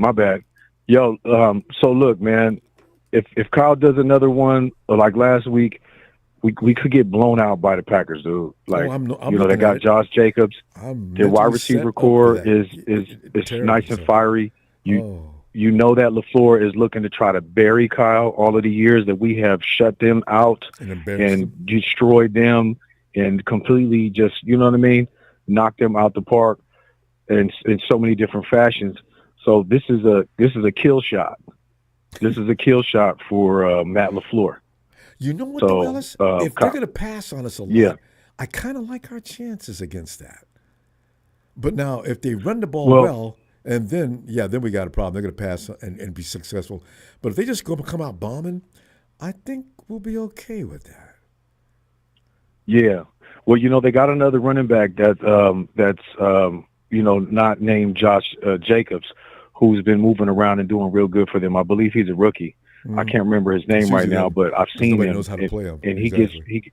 he gets busy. And so, you know, they got more than one running back. They have, you know, the wide receiver core. We all know that they got. And so, you know, we have to come with it. Listen, no Nick Bosa, Ronbo, we're in trouble. I know. Not saying that we can't win, but we got to turn it up. Whoever they just signed at the DN position, that kid Garvin or whoever that is, his ass, he better come ready to come play. I got Gross because Matos if you're filling in for Nick Bosa and Leonard Floyd, Gross Matos, they say Gross Matos was looking like he was gassed, like he couldn't do nothing. He might have made he got a sack. He might have got made a play or two. But shit, we talking 4 quarters of football. You know what I'm saying?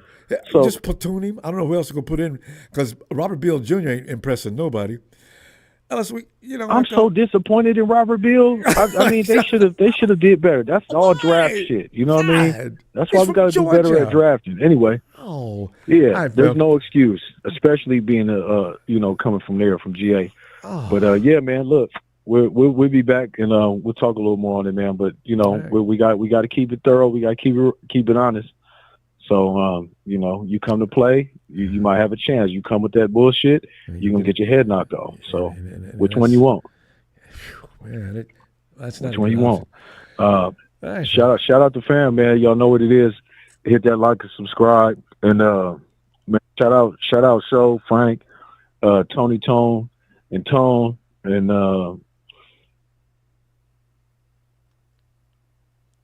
Ellis. Hey, we win together, we lose together, man. Go ahead. My cheek was hitting that damn mute button. But I'm about to go lay my ass down. And bring our package together for how we gonna win and lose this game. All right, fam. Night. Yes, sir. Yes, sir. Yes, sir. I'm looking at J-Tan, and J-Tan's got the weather forecast. Green Bay, it's 31. Fam, being from the West Coast, 31 means I'm not going out unless I have to. You know what I'm saying? Oh. Woo!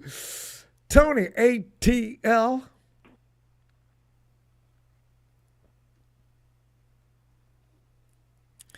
Tony. Tony, you got worse. Tony, I can hear you. Tony?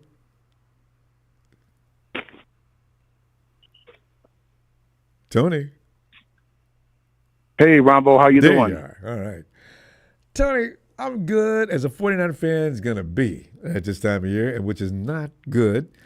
But you love the game so much you continue to put yourself in position to get slapped and hurt again. Because I'm going to be watching this weekend, hoping that I could see something different. But Tony. I think y'all going to win the game. Like I told you the other night, I was looking over the whole NFC West. Y'all all are packed together with Arizona with a slight one-game lead. Y'all got to play the same teams, kind of. With Green Bay, Minnesota, and all that, and inside the division, I think whoever is 10-7 can win this division this year. I know, right? When's the last time that happened?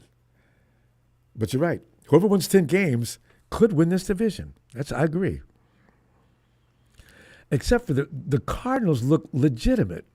I think they've only lost 3, or have they lost 4? Yeah. I think Arizona's going to do something against Seattle. Tony, you faded on me. Okay. You faded back. You faded out of the picture on that. Did I hear you say something about Seattle?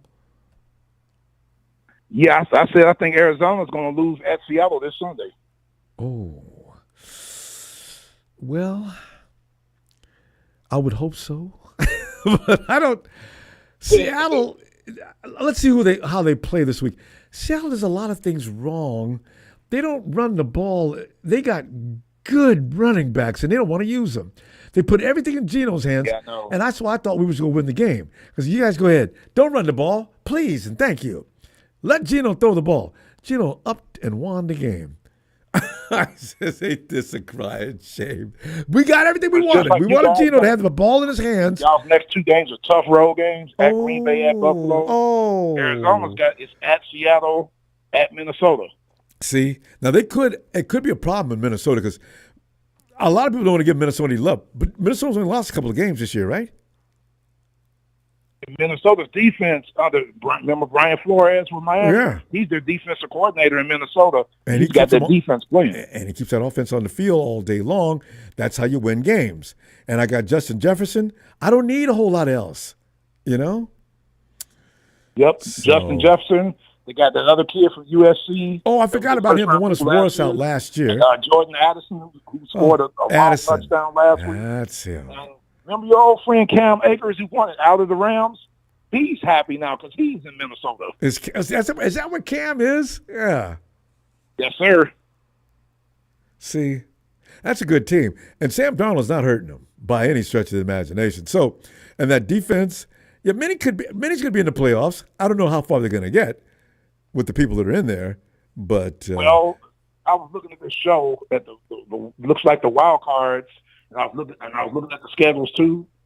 Looks Minnesota, Washington, and I forgot who the third team. Oh, Green Bay are probably the front runners for those 3 wild cards. Wild card. Yep. You don't think Green Bay? Oh, that's right. Green Bay's in a division with Minnesota. That's right. So they're not. Yeah, they're not going to win that division. Green Bay's got 7 wins, just like Minnesota's got 8 wins. So they got the upper end. Washington, easy schedule going down the line. So Philadelphia's going to win their division. They're going to win that. Green Bay can still catch. Oh, I didn't know there was only one game behind. News. Philadelphia's at SoFi. They're going to give the Rams a spanking. It's going to be a bigger ass whooping than what the Dolphins did for sure. God. Yes, sir. Yes, sir. The Rams ain't going nowhere, and I'm just glad y'all get another shot at the Rams. Oh, y'all get the last game of the season. You guys in Arizona, that's going to be a good one. It might decide the division. Wouldn't it be something if it was a division? If the 49ers get into a thing like that with the Cardinals, I like our chances because the Cardinals aren't ready for that kind of situation. The 49ers might be. No, they're not. And Ronbo, you talked about you called it when I talked about Deion this past summer in Dallas. Man, that's all they were talking about today. Deion going to Dallas. Deion going to Dallas. Dallas right now has the 9th pick. If they can keep losing, and they can move up and maybe trade, they can get Shador. Deion going to Dallas. That's all I'm hearing. But I did hear somebody say Deion going to the New York Giants also. Tony, what do you do because Michael Irvin can't keep his damn mouth shut. That's why. Yeah, Michael Irvin. But Deion swears up and down, no, I ain't. Y'all, I'm comfortable where I'm at right now. Deion, Hey, Ronbo, but don't that sound familiar? Even though under different circumstances, let's go back to the mid 2000s. Yeah. P.D. Carroll, the NCAA is coming. P.D. Carroll, end of the year, USC. He's sitting right there at the Rose Bowl because they were out of contention. Talk about how grateful he is to be there. USC. I am not leaving. Remember that? Yeah. All those college coaches do that. You can drive the price up. If I'm sounding like I can't wait to get to Dallas, what are you going to pay me? Because I'm not going to take anything. I already told you I want to come there. See?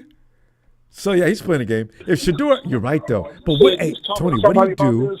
But what do you do with that? Would you want to play Jerry Metlin and all that?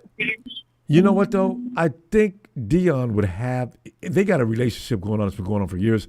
I think Deion could get it clear with Jerry before he comes over there. Look, Jerry, you know the things they say about you, you and I can't do that, okay? Now, the minute you start questioning me, start telling me what I got to do, what you don't like, what you don't appreciate, though, if you ain't going to let me run the team, Ain't no point in you bringing me over here. I'm going to just let you know that right now. I'll walk out on you in the middle of a game. See, Dion's like that. And Jerry knows he's not playing. He is like that. Yeah, so it becomes, they got an And understanding. Ronbo, don't you hear like what? On the East Coast of New York, Aaron Rodgers is in hiding after practices and stuff. Where's Aaron Rodgers? No, I've not heard this. Fill me in. What? What did you say? Aaron is doing what? Tony, fix it. Hiding. Oh, I thought. Okay, when you say hiding, he hasn't showed up for work at all. No, he showed up for work and press conference. I'm saying on his off time. You know, he does those the little extra things he used to do and all that. He's not doing that now. No, with the Jets yesterday, they fired their general manager. Yeah, I know. I saw that. Aaron may not be with the team next year. With the Jets. That's and what I I'm think he thinking said something too. to I've been allude hearing to that that. too. Yeah. And I heard you shut that down. A couple of birdies chirped, Aaron might be flying from the East Coast to the West Coast, coming to Santa Clara.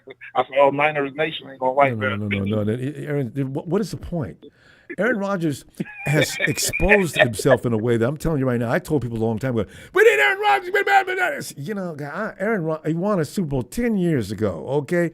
Now, along the way, 10 years later, how come he hasn't done anything special? He's been an MVP. I know, but if we just want a guy to get us to the playoffs, we already do that without a problem. We don't have to pay Aaron Rodgers the whole burned a lot of bridges, especially at Green Bay, which Green Bay, they can't stop laughing now.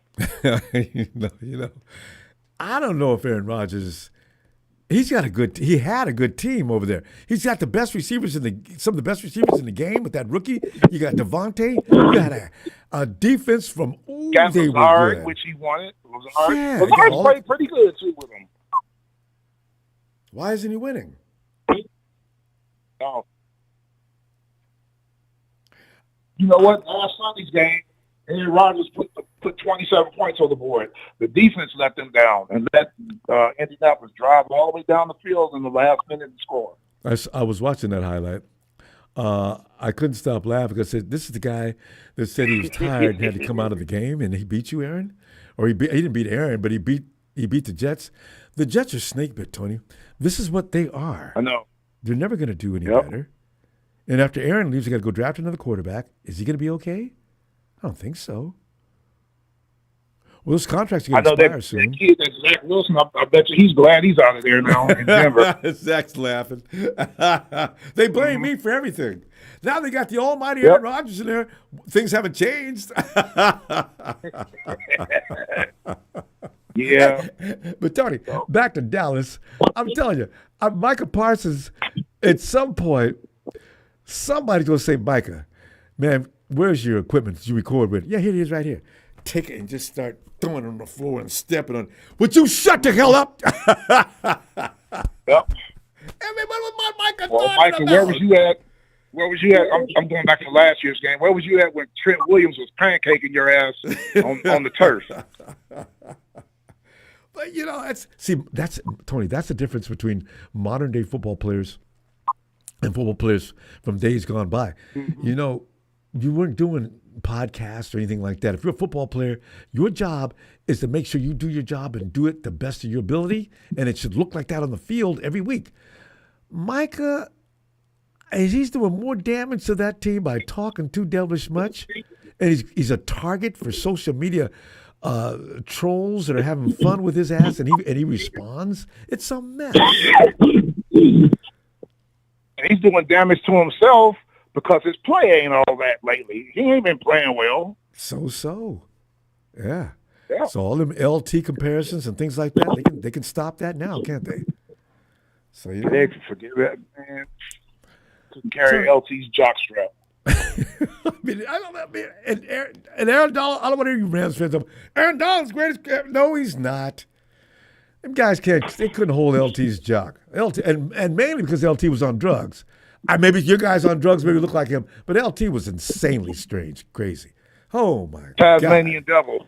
Oh Jesus! And there's going to be two high-priced free agents. One of them I want, but I don't think we're going to be able to get them. You already know about one, T. Higgins, who's playing on the franchise. Oh, yeah, we talked about that. Yeah. He's going to get paid with somebody. And Trey Hendrickson, the NFL sack leader, with his teammate with the Bengals, got 11 and a half sacks. I would love to get him the Falcon uniform. Those guys are on the block, huh? Tony, we got to roll. I knew we'd run the clock. I didn't see it running. Production said, "Why don't you guys just take over?" Tony, always a love talking to you. I'll be back Friday though, and let's get the scores and how crazy that's going to be. Yes, sir. This is our bye week, and we'll get the score of your game. Okay. Niner Empire, you guys are going to win that division. I'm going to keep telling you because I looked at the schedules. Y'all going to win it. I know you don't want to win it, but you're going to win it anyway. The way you're right. I was going to say, I don't know if I want it, but yeah, okay. Because I ain't back. Tony, I'm not going to the playoffs with an 11-7 record. Expect anything. Oh, the trolls will be all, I mean, good Lord, they're already bad. God. Yeah. All All right, sir. Well, I will see you Friday. Always a pleasure talking to you. Yeah, same here, Tony. Looking forward to it. Have a great night. Take care. And Brian, you marvelous thing, you were summoned earlier. Tony was bothered that you were not around. Where have you been? We were looking for you. I was out and about doing some early shopping, so I don't have to Are you doing be Christmas around on that goodies already? Yes, I am. Ronbo, I will buy Christmas presents.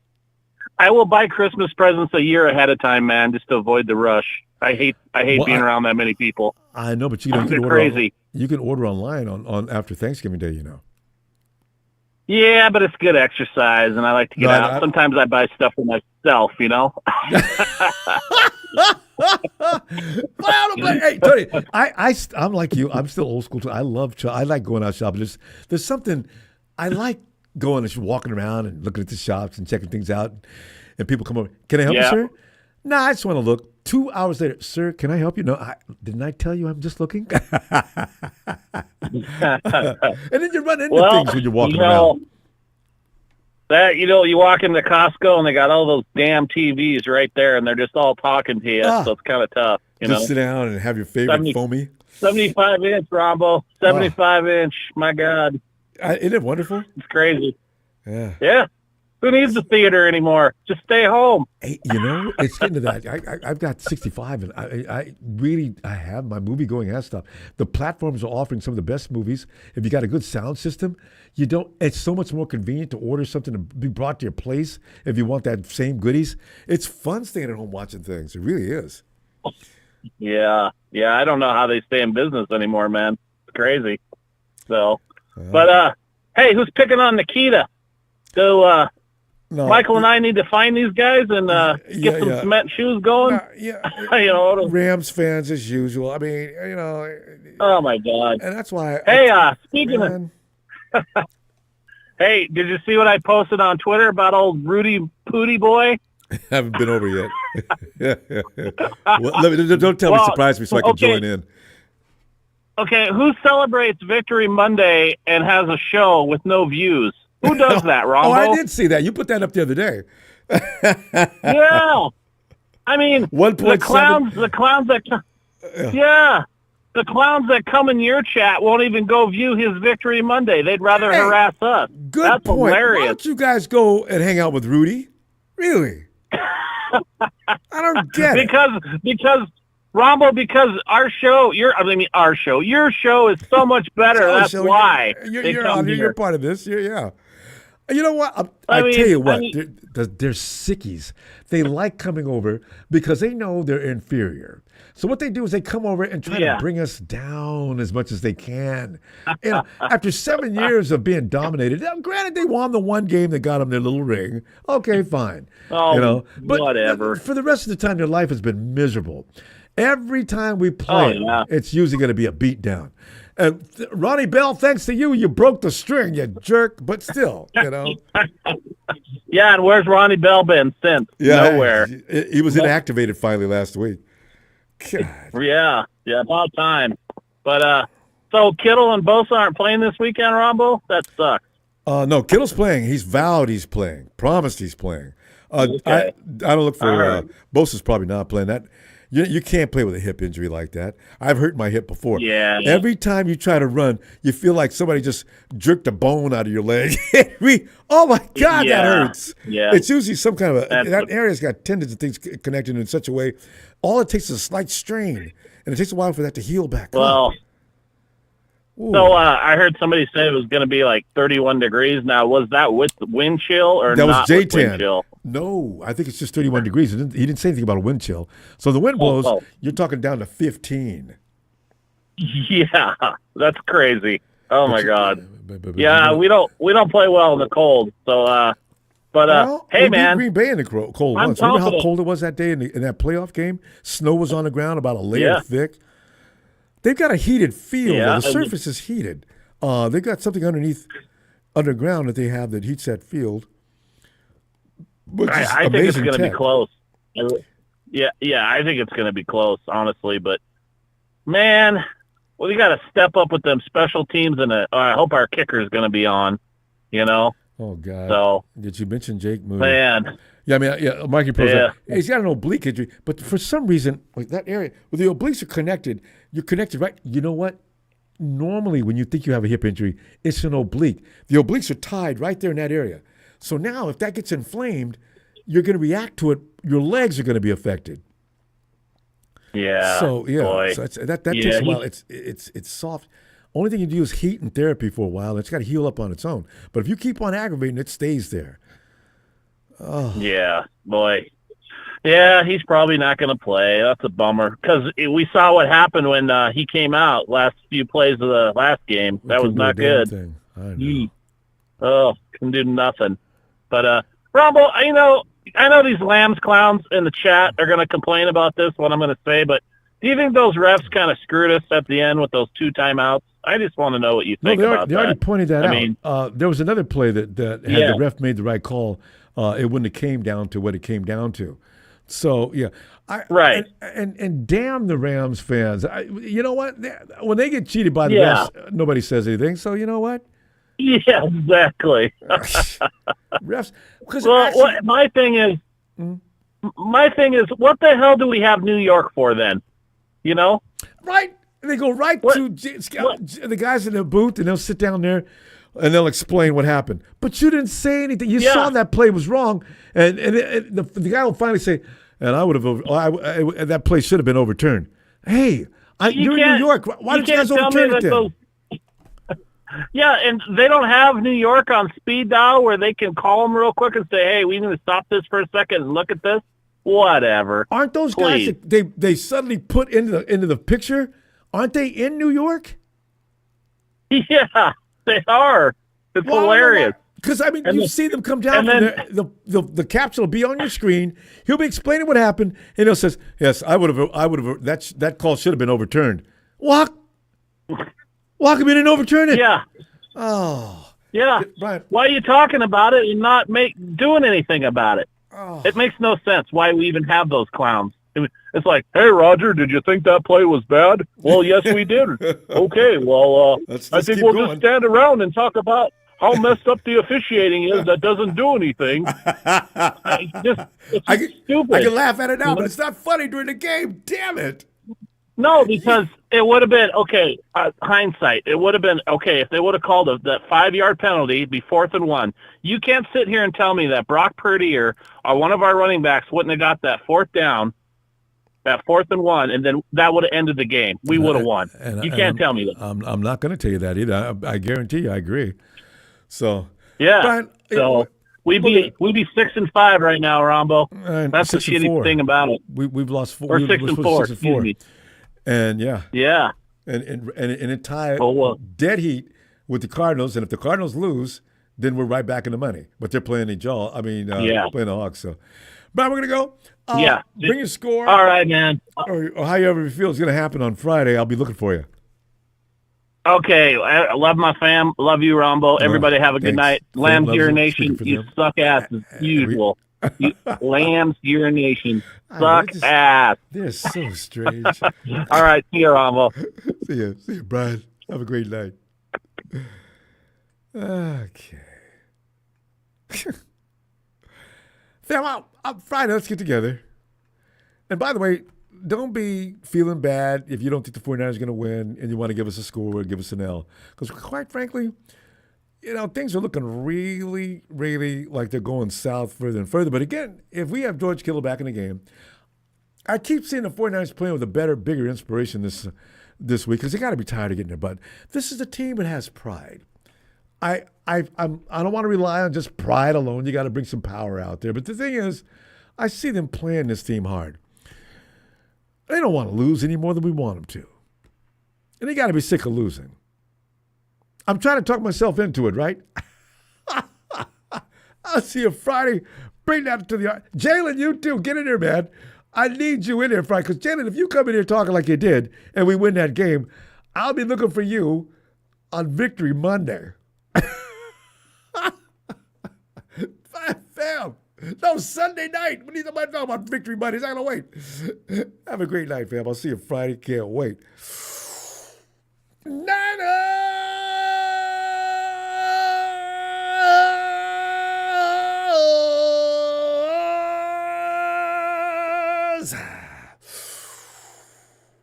I'm going, Mike. Get something to eat right now.